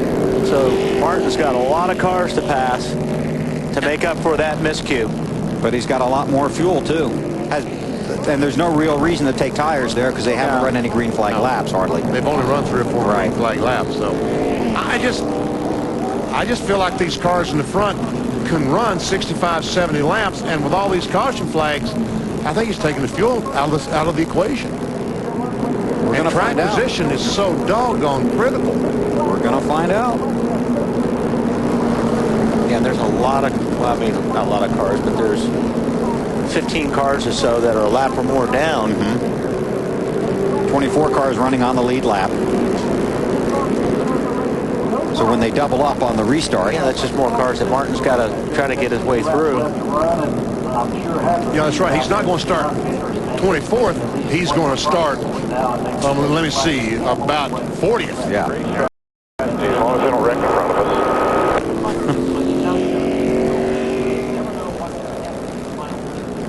I don't think Martin's very happy. No. It shouldn't be. Alan? Well, let's talk to Kevin Mannion right now. It sounded like a little confusion there on your strategy. You want to catch us up? No, as soon as you get in your window in these Busch races, you got to pit, and we're clearly in our window. And you know, you get back talking back and forth on the radio. Told them to pit. Well, no one's coming. That was our plan. That's what we stuck with. So we'll just see what happens. We think it's our best chance to win. All right, thanks, Kevin. And that's, you know, when you're he knows better than I. Well, I was just going to say, when you're out there and you're trying to make up your mind what you're doing, going down the backstretch into turn 3, things happen fast. And somebody's got to make a decision, and sometimes you make the wrong decision because you've got to come to pit lane, and that's what sounded like happened. They were talking back and forth, and sometimes you get caught up in that radio traffic, too, and you don't hear the last thing they say to you because your spotter's talking to you or you're talking to them. Dave Burns? A lot of discussion on fuel mileage with the 6 car of Casey Kane. Can we make it? Well, we're within 1 lap. And then the word. The only thing that would bite us is green, white, checker. That's exactly right, VP. This all works out great if the race is 200 laps. Which is the scheduled distance. Doubling up for the restart now. Okay, well, I see there's a lot of those guys that are more than 1 lap down decided not to pull up, so that's going to help Martin a little bit. Truex restarts in 18th.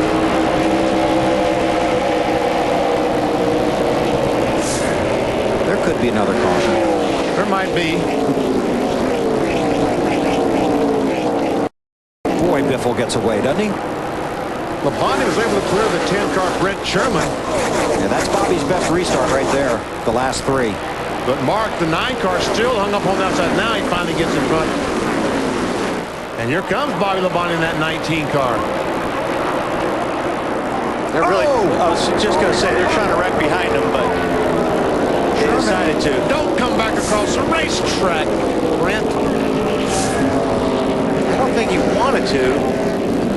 Get that thing fired up now. Get that thing fired up. You're right. Come on. Caution out again. Got a right front flat, but that was probably from sliding or trying to get her shut down. There he is on the bottom, and he's just going to get loose. Boy, John Sauter. Nobody touched you. I'm watching it on the replay. It just got that.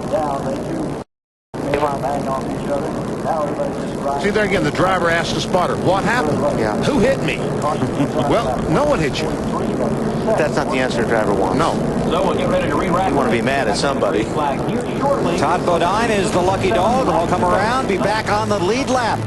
Greg Biffle, Bobby Labonte, Mark Martin, Clint Boyer, Johnny Sauter up front. NASCAR Busch Series Racing presented by Energizer, NBC Sports at the Kansas Speedway in Kansas City, Kansas. And I'm telling you, the place is packed, and they'll all be back tomorrow. I hope they just stay tonight. That's why we won't have so much traffic coming in tomorrow. I hope you come in early. You want to ride with me tomorrow morning? You ought to just stay for as early as you leave. Carl Edwards, that 60 car, is 4 laps down. He's had 2 flat tires on the green. Try this again. And Biffle immediately pulls down, tries to pull down in front of Carl.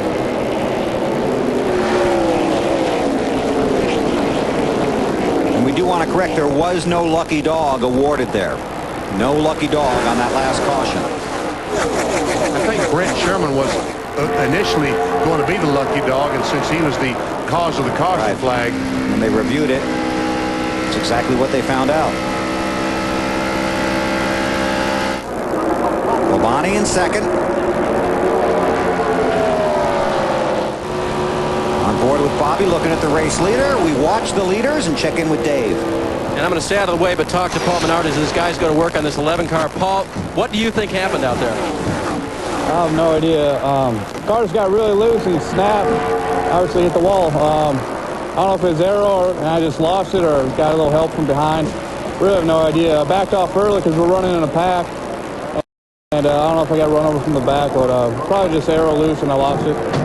Headed for the guys. We had a pretty good roll going and looking for a good top 10 today. Yeah, we talked about his roll earlier. They're unfortunately out today. And Bobby Labonte has, it looks like the engine has let go in that 19 car. Certainly does. Yellow is out. Benny? I think they can make it. What do you think, Benny? I was with you all the way, buddy. You're not going to let them get away with that, are you? And all these caution flags just guarantees it. Okay. Ride and listen on board with Bobby.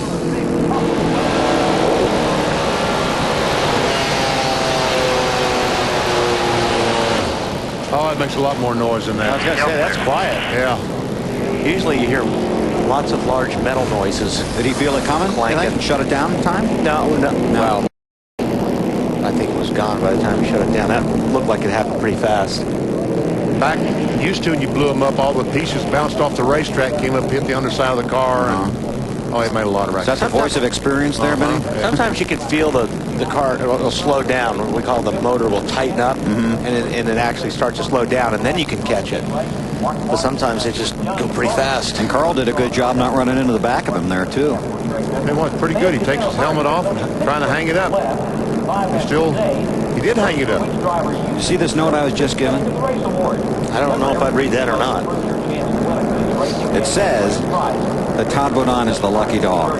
Let me take that back on us. Yeah, we're gonna wait and see. So we get we're gonna wait for a visual confirmation here.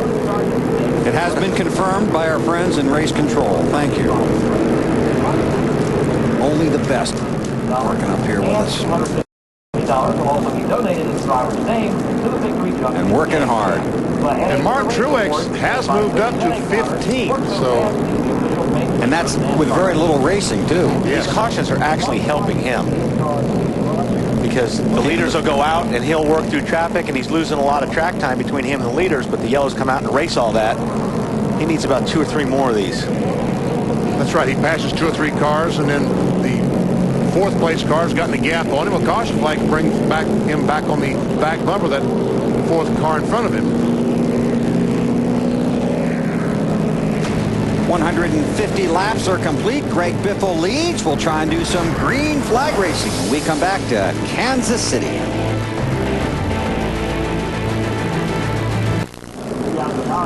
Back at Kansas Speedway, NASCAR Busch Series racing continues. Bobby Labonte, it does not continue for him. Looking for something good to happen in his year, Bobby. And it was until... Yeah, the Banquet Chevrolet was running really good. We took our time at the beginning of the race and, felt everything out and, just kept getting better and better as the race went on. And guys did a great job in the pits, got me some good track position, and, the motor blew up. Just that time you go running hard, she just wasn't built hard enough. Okay, Bobby Labonte done for the day. Let's check on pit road, see what the strategy is for the guys still in the race. Alan? Clint Boyer's running third. This is his crew chief, Gil Martin. Gil, have we seen the last of your car on pit road for today? Well, I think we have. I think the Timberland Chevrolet needs to stay out there the rest of the day. And we've been fighting for track position all day long. It's been hard for us to pass. We've been a little bit arrow tight. My little boy tells me I don't gamble enough, so we're going to stay out and we're going to go with it. All right, we'll see how it works out. Marty?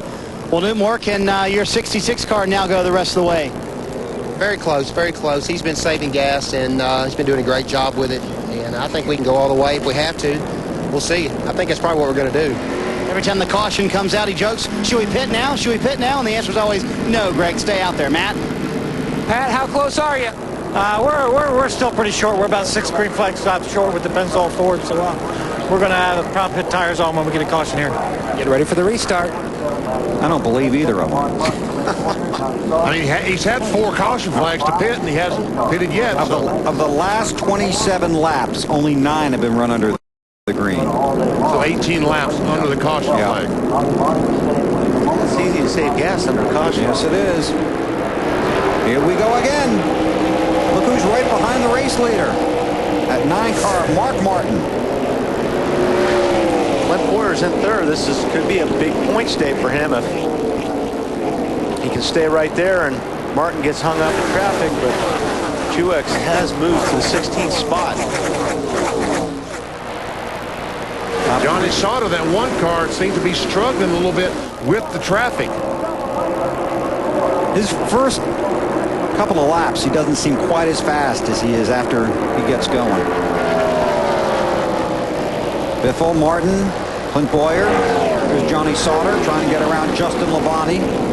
And he's got to look in the mirror because there's Casey Kane in that 6. Matt Kenseth in 17 right behind him. Labonte is 2 laps down. We check with Marty. Bill Matt is not very happy with his car, meaning Matt Kenseth in the 17 car. Here was the quote under the last caution: "We are junk. I don't know what the problem is, but this car is terrible." And by the way, they can make it all the way on fuel. Well, thank you much. Thank you very much, Marte. Well, I tell you what, that car for tomorrow in the NASCAR Nextel Cup race, the Banquet 400, that car isn't jumped. Talking about Matt Kenseth. Oh, boy. On the pole. On the pole. And in the chase for the championship. Allen on Johnny Sauter. Bill, your observation before about Johnny needs a few laps to get rolling? Yes, sir. Bingo. That is it. Once they get going a few laps, he expects he can keep pace with or outrun some of these cars in front of him. Weber, congratulations. First time you've been right all year. Very nice. Thank you. I'll try harder, I promise.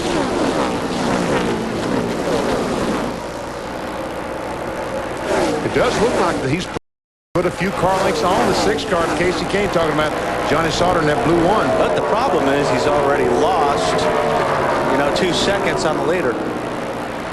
Dave.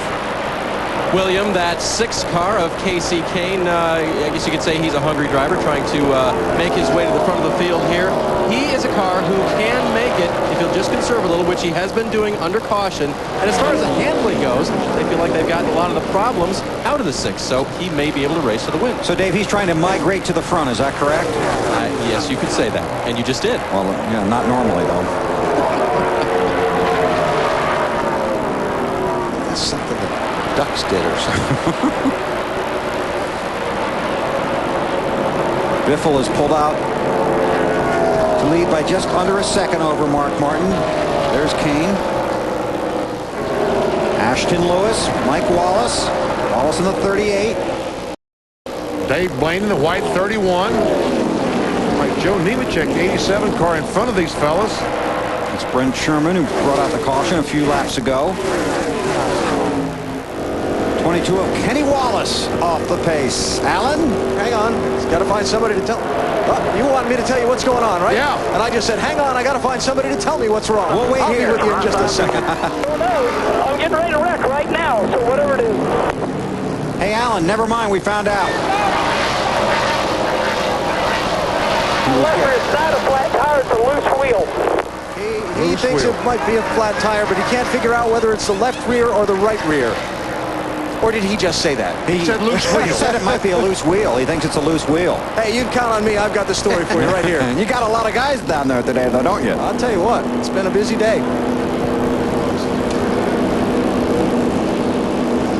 We stay under the green. A lot of pressure Johnny Sauter's getting right now from Casey Kane. We'll tell you that Martin Truex has now moved up to the 12th position. Clint Boyer still in 3rd. And Biffle now by a second over Mark Martin. Well, it's great to see Casey Kane using that outside line and making some headway. That's going to assure us of a good race tomorrow. 2 distinct grooves. I think we will see a good race here tomorrow. This track is really coming along. One of the new speedways on the NASCAR circuit.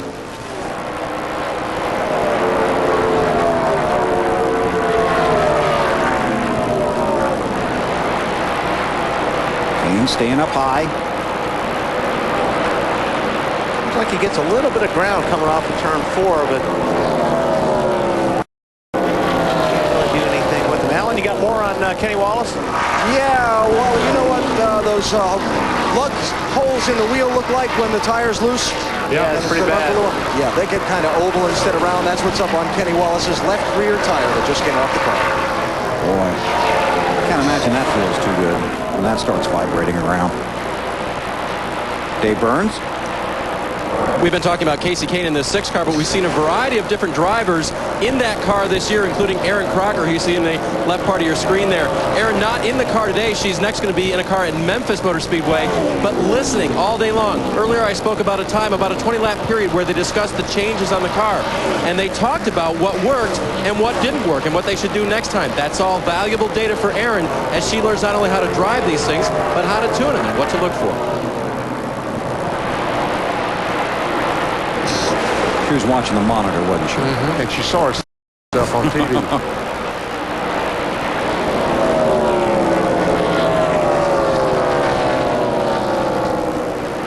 There's Greg Biffle. He's led 117 of the 164 laps today. He's locked up the bonus for leading the most laps. And we'll give him our Mobile Command Performance Award for doing that, because it has been quite a performance. It sure has, in a car that, when I talked to Newton Moore, the crew chief on this car yesterday, he was very unhappy with it, trying to figure out exactly what he could do to make it perform the way that Greg wanted to today, and looks like that Newt was able to find some things that worked pretty well. Think they can make it on fuel, BP? Pardon me? Think they can make it on fuel? I don't know, Marty, can they make it on fuel? Yes, they can, BP. And Biffle jokes that they should pit on the next caution. But I asked Newt, is he serious? And he goes, you never can tell with Biffle, but I'm telling you, we're not going to pit anymore today. So what would you do, BP and Wally? I mean, this car came out, it's a brand new race car, was not planning to go to Charlotte next week, but if it wins the race today, I think you got to take it to Charlotte next week, don't you? I agree with you, Marty. What about you, Wally? That's exactly what I would do. Yes, indeed. I mean, you know, once a driver finds a race car that he likes, and this car's been so dominant today, yeah, I would take this one, Charlotte. I'd take and this everywhere else. I think exactly until it lost. I'd be taking every race until it lost. Leads by 2 seconds over Mark Martin. Martin Truex Jr. has worked his way up to 12th. He's been kind of sitting in 12th there for about the last 10 laps, and he passed a bunch of cars and got to that 12th spot and kind of hanging there. Boyer runs in 3rd. There's Truex Jr. in the 8. John Wood in the 47. It was the front row when we started the race. And currently they're running 12th and 13th. Alan?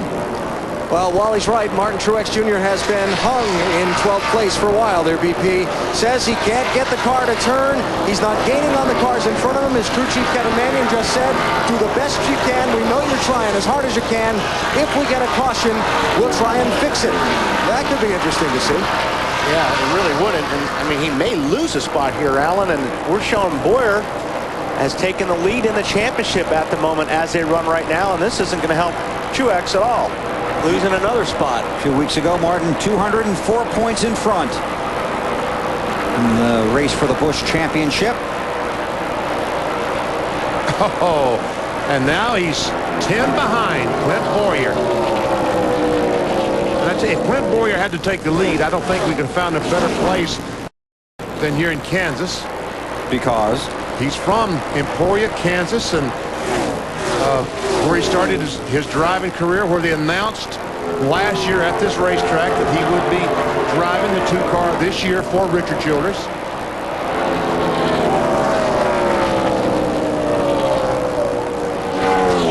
There's Boyer.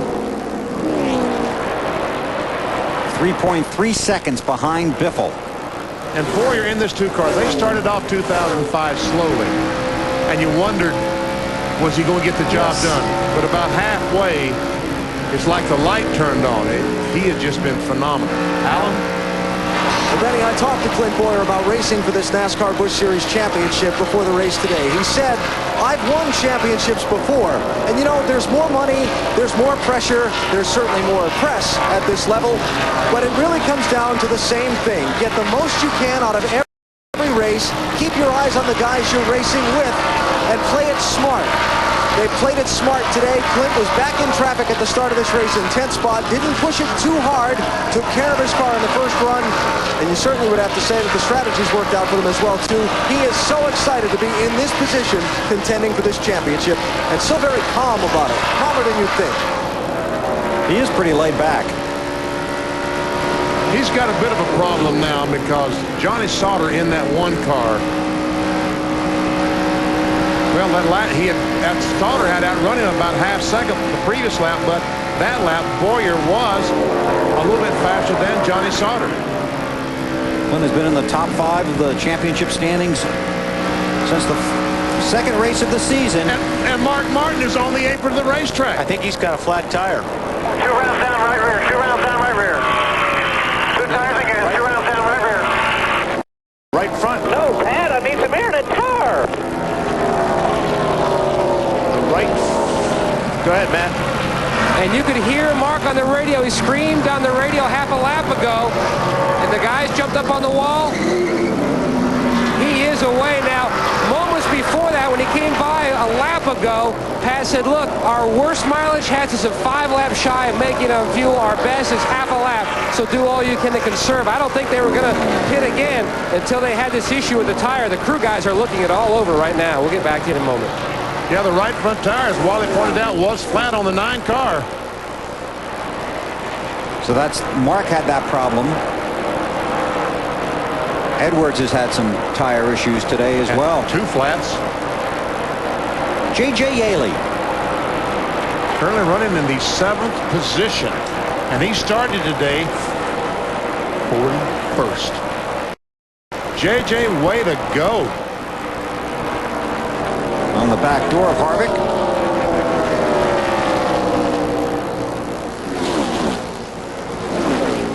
You talked about Boyer coming along. Unfortunately, Paul Menard is going to have a disappointing end to his day, but a similar season for Paul. And J.J. Yaley as well. Yes. All 3 of these drivers, the last half of the NASCAR Busch Series season, they have all come to the front and running very, very well.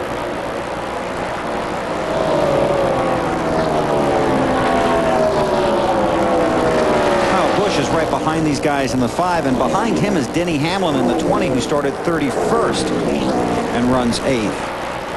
Kyle qualified 29th, has worked his way up into the top 10, running in that 8th position. There we see Mark Martin, the 9 car, who is a lap behind Kyle Busch in the 5. He's in 22nd spot right now.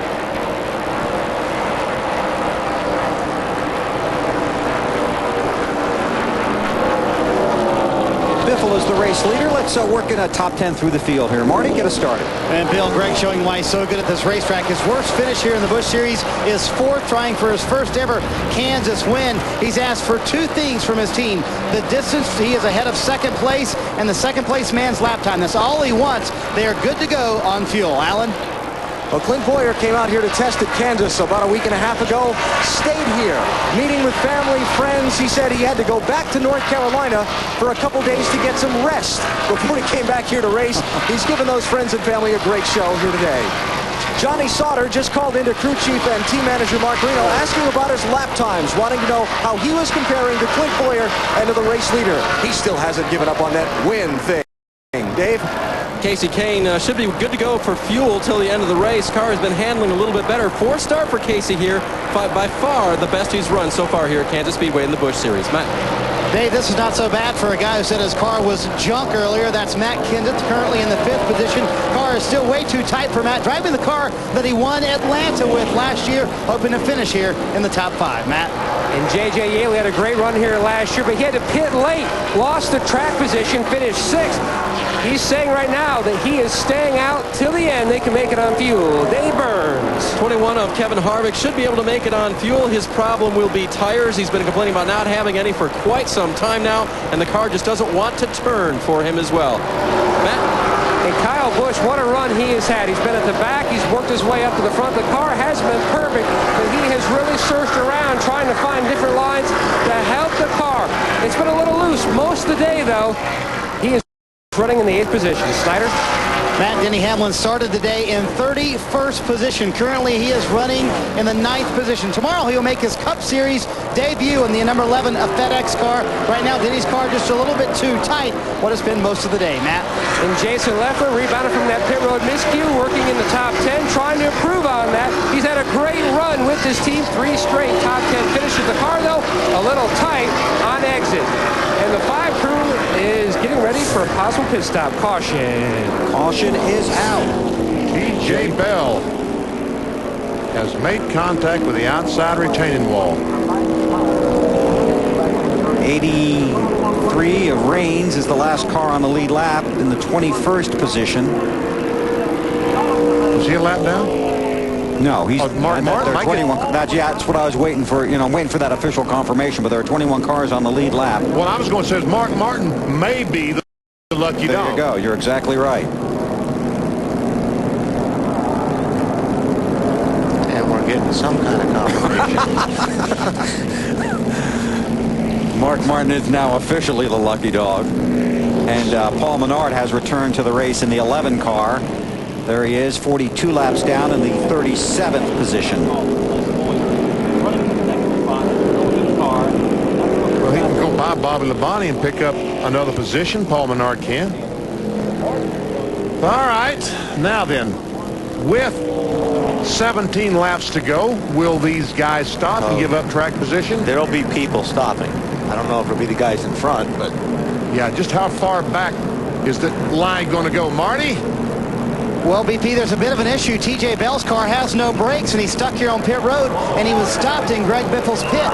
Now he's in an opening. They're going to try and push him back, but now here come the cars to pit road, so they're trying to get the 36 car out of the way as soon as they can. They're going to put him in a pit stall that's no longer being used. Just park here for a second. Don't panic, Marty. All right. Greg Biffle, is he coming on the pit road? All down, 38. That's hard to believe. Clint Boyer. That's hard. This is going to be wild. Is Truex stay out? Nope, Truex coming in. Matt, the 18 and the 5 both come. Yaley thought about staying out. They took 4 tires to Chicago and to bid them. 2 tires of fuel this time. Snyder, what's going on your end? Well, this was Greg Biffle's call. Newt Moore said there's only going to be about 16 laps left when we go green. You sure you want to do this? He said, yep, with 4 tires, we'll beat most of them. Alan? Well, long debate by Clint Boyer and Gil Martin about whether or not to pit this time. They told him to watch Greg Biffle. If Biffle came in, follow him down. That's what they did. A 4-tire stop for Clint Boyer, and he's heading back out. Alan, Kevin Harvick will leave pit road now with a 4-tire change. Thought he had some sort of a vibration. They were thinking about staying out and just living with it. When he saw some of the other leaders pitting, they said, let's just bring it in to make sure. Rusty Wallace also went for 4 tires and fuel. Well, now. That's a surprising development. That is a shock. I mean, I didn't realize how important the tires are here at the Kansas Speedway for these guys to give up all this track position with just 17 laps to go. I am shocked. It really helped Truex.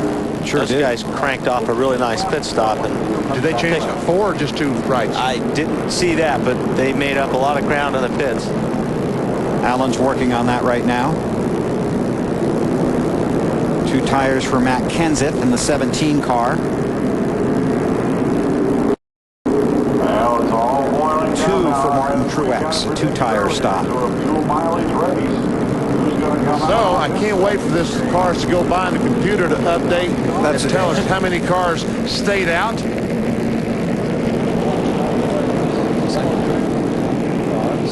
Sauter, Casey Kane, David Green, Dave Blaney. Boy, David Green was lapped down. Matt Kenseth. He did stop for 2 tires, as did Yaley. Greg Biffle is now back in the 8th position. Wow. Boyer in 9th, Truex to 10th. So we'll sort out the running order. Just a handful of laps to go at Kansas, and everybody's got some tires. NBC Sports is live at the Kansas Speedway in Kansas City. NASCAR Busch Series Racing presented by Energizer. 15 laps to go. This is going to be fun to watch. Yeah, Johnny Sauter is scored as the race leader. Sauter, Casey Kane is second, David Green third, Dave Blaney fourth. They did not stop. Matt Kenseth is fifth. He took 2 tires. Same for J.J. Yaley. You know what? We haven't seen our last caution, because in this situation with cars out there with 2 tires, 4 tires, no tires, this is a recipe for a disaster. Yeah, especially with the 4 tires deep in the field. Could be the recipe for excitement. But could be. We'll see what happens. Green flag. Thank you. And this is what a lot of Cup guys are watching for, to see what needs to be done tomorrow if this happens late in the race.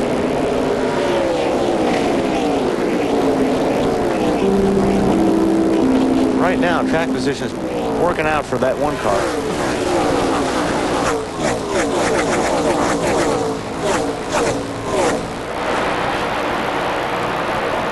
Biffle in the 66. That's the problem with Biffle. He's got good tires, but he's got nowhere to go. He can't get by these guys until he gets off the corner and down the straightaway. And it's going to take even there. Oh, wow. Kyle Busch thought about making it 3 wide, is still thinking about it. This is going to get... See somebody like Jason Keller smoking in the back. Yep, somebody is. Guess he's knocked the fender in on the left rear tire, or the left front tire. Yeah. It is Keller's car. There you see the damage on that left front tire. And here comes a... Casey Kane on the bumper of the leader, Johnny Sauter. 12 to go. And Matt Kenseth has moved up to the 3rd position with 2 fresh tires. Here comes Casey Kane. Martin Truex battle for the lead. Kane to the point. There's a lot to watch right now. No.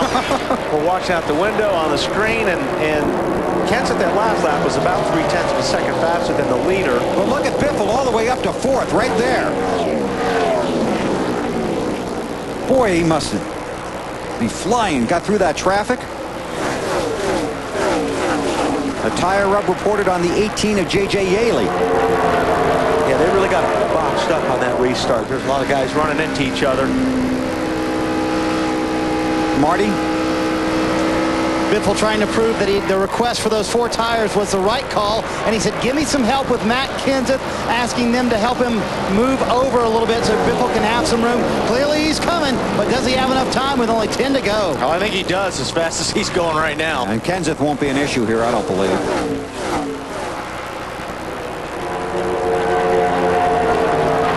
It's kind of like chewing gum, though. You know, after the first few chews, that stuff is really good, but that's like tires. The first few laps are really good, but after that... Biffle under Kenseth.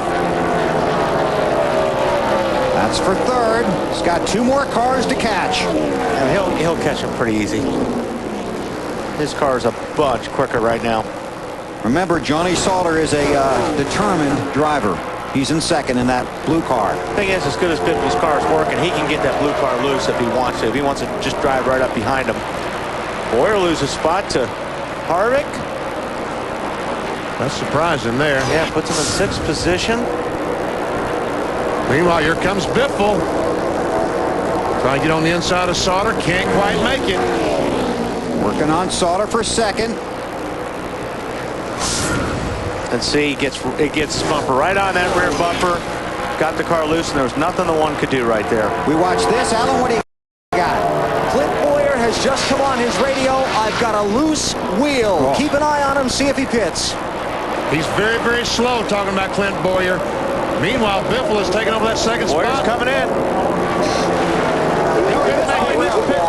Come on, dig, buddy, dig. He slowed down but could not get onto pit road.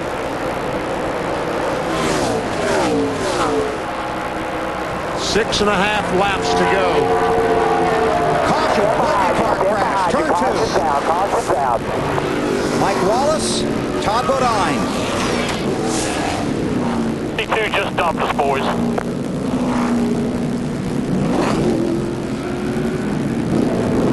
And this is a huge break for Clint Boyer. Boy, I guess. Yeah, we're all done. Boyer is second in the championship standings.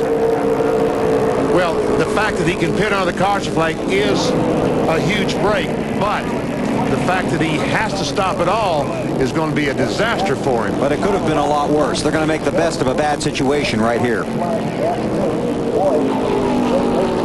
Came into the day just 26 behind Truex. Earlier in the day actually led by 7 points. I think it's a left rear. It usually is the left rear that loosens up on these because these lug nuts. Mike Wallace going very fast with the wrecked race car. He may be looking for somebody. I didn't hear who he said. 32 maybe is who he's angry at. Been some communication on his team radio. Mike on the apron now.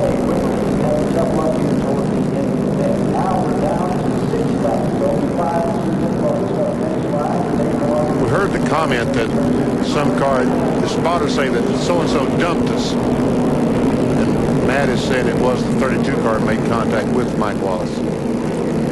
Well, Mike finds his way to pit road, and there's Clint Boyer, second in the championship standings on pit road. Headed down to you, Alan. Yeah, like you were talking a second ago, Bill, you look at this as a good break and a bad break. The bad break that they had the loose wheel, kind of a lucky break that he missed pit road, and it gave him an opportunity to pit after the caution came out. But he's going to have to restart way back in line. They're going to change all 4 tires on this car. You see him making a wedge adjustment in the right rear jacking bolt. They will have a very good look at these wheels coming off the car to see what was left loose. Mistakes on a pit stop. Boy, they get hurt. And mistakes that can certainly cost a championship because Clint Boyer had a terrific run going today. Okay, let's see if we can see what happened to bring out the caution. There's Loeffler in the 32, Wallace in the 38. 32 looks like he just got loose and slid up the racetrack, and as he was correcting the car, unfortunately Mike Wallace was on the high side. He got tapped in the left rear and took him out. It's like Todd Bodine might have gotten a little help too. Ashton Lewis got a piece of it. Now look at the 2 crew. It's Gil Martin, the crew chief. Oh, caution, caution, caution, he's saying. He sees that and realizes they just caught a break. All the bad things that could have happened to Clint Boyer with that loose wheel. Mike Wallace heading back out on the track. He's going to have to hustle when the green comes out. He's going to have to pass as many cars as he possibly can because he was first in the championship a little while ago, and now he's about 50 or 60 points back as they run. Dave Burns. With Trip Bruce now crew chief for the 6 car of Casey Kane. You know, it looked like that was going to work before that caution came out. How about now, Trip? I think it's about 50-50 on whether we could beat Greg under green to the end there or whether we can beat him on this restart. You know, he's got the tires and he was coming fast. He would have been there in about 2 laps. We would have had to hold him off for 6. I think I'd rather hold him off for 3 than 6. So we're still in good shape. You know, we got what we got. Casey's getting ready to drive it for all he's worth. Everybody's done a good job all weekend long. And I'd like to thank Ray Abraham for just keep pumping the resources and the equipment at this team here to keep the Raggedy Dodge Charger fast all the time. You know what, Benny? That makes a lot of sense, that math. Rather hold him off for 3 than 6. Does me too. I agree with that, Dave.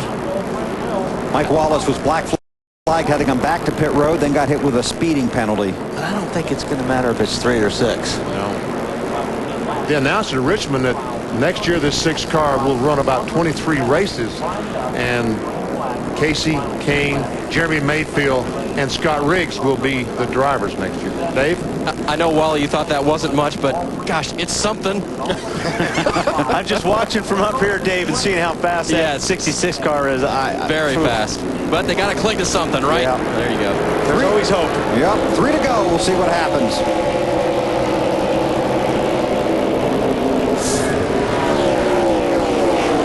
Got to get a restart. Boy, did he ever. But here comes Biffle. Yeah, here comes those 4 tires. Yeah, he's got a full head of steam going now. Moves to the inside. Kane slams the door. It's okay to block a little bit right now, but like I said, Biffle's got a good car. He's going to loosen up the guy in front of him, especially if he's not on as good as tires. 2 to go. Johnny Sauter sitting back there just watching all this. And Matt Kenseth is moving right behind Sauter, too. Off of turn 2.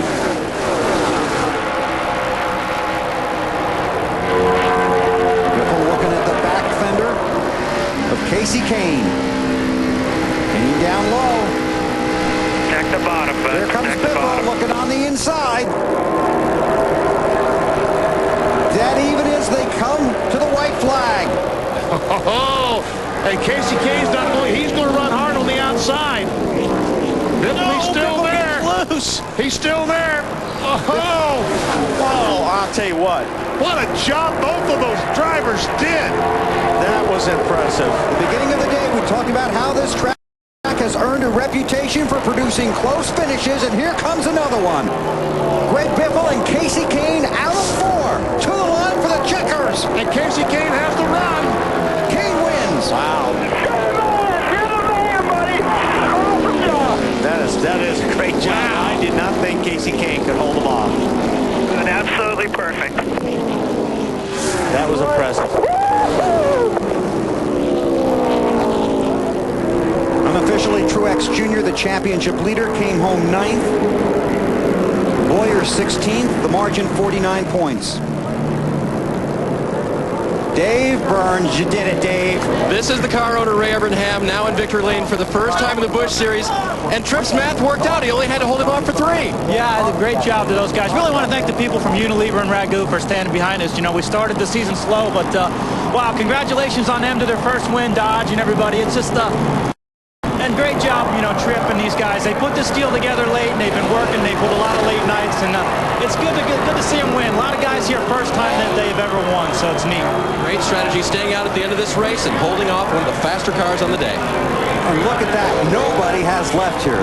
These fans love their racing out here in Kansas City. And Casey Kane, the driver of the 6 car, he needed something like this because he crashed in qualifying.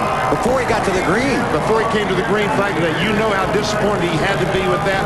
This boosts his morale. I tell you, that last lap through 1 and 2 was about as cool as it gets. I mean, Biffle hung on to that car, and Casey Kane, I mean, he hung on tough up there on the outside. That was fun to watch. Because Biffle could have taken them both out. Yeah. Some exciting racing here at the Kansas Speedway. Mike Wallace saying hello to Jason Leffler. I think they're talking about dinner reservations tonight. No. Okay, let's go down to pit road. Greg Biffle finishes second and coming through 2 there. How many times do you have to save the car to keep it off Casey? I had to save it a few times getting it off Casey. He knew what to do. You know, he knew to run it in tight on the outside of me to get me loose, but I should have moved him down there in 3 and 4 when I had the chance. You know, if I had to do it over again, I'd move him out of the way. You know, he chopped me off really bad getting in down there, but you know, he's got to do what you got to do in the last lap. I'd just rather save it for the Cup race and move him for the Busch race. Was the decision to pit with 18 to go the right call, Greg? Absolutely, 100%, yeah. You know, I wanted to put 4 tires on it, and you know, just I should have been a little more cautious with him. And, you know, knew he was going to pinch me like that. I should have, you know, left him a little bit of room getting in and then accelerated across the corner. But it was a good run for the Subway car. Just excited to give these guys, the Bruco team, another good run. The second year in a row, Greg Biffle finishes second at Kansas. You know, I think when Mike sees the replay, he'll realize that Jason didn't do it on purpose. He just got loose. He just got loose, and Mike was there. But when you're in the situation, you don't know what happened. Right. You think somebody took you out. I think Jason's trying to plead his case. See, you see Jason's on the bottom, and he's holding his line. He's losing the car, and he's going up the racetrack. You correct the car, you turn the wheel to the right. Well, you know what? If he would have turned the car left, he would have taken Mike out anyway. So Mike was just not in a very good spot. And the spotter said the 32 dumped us, so that doesn't help. Exactly. That's exactly right, Bill. Marty? Bill, a very upset Mike Wallace. Your conversation with Jason Leffler, what were you talking about? Well, I just wanted to know why he couldn't lift. You know, I mean, the 2 car was on the lower part of the racetrack. I'm on the outside. He runs into me, then he runs into me and wrecks me. I mean, there was no reason. And all he had to do was roll out of the gas, follow me by, and if he was that much faster, he could have went on. But, you know, I mean, sometimes I think their cars override their talent, and that's a perfect example. He's got a really fast race car and doesn't really know how to respond to it. And, you know, we didn't need to wreck, neither one of us. His car's tore up. He drove like a, you know, horrible. And, you know, the 2 was having problems. I'm on the outside. We're 5 to go, and he runs into us. No reason. A great Clips car was a good car. I wanted to bring it home, a good finish for him. And, you know, I guess he ran out of talent, as best I can tell you. Matt? And Bono and Martin Truex Jr. talking about their day. How would you sum up your day, Martin? It was both good and bad, I guess. Our car was pretty good.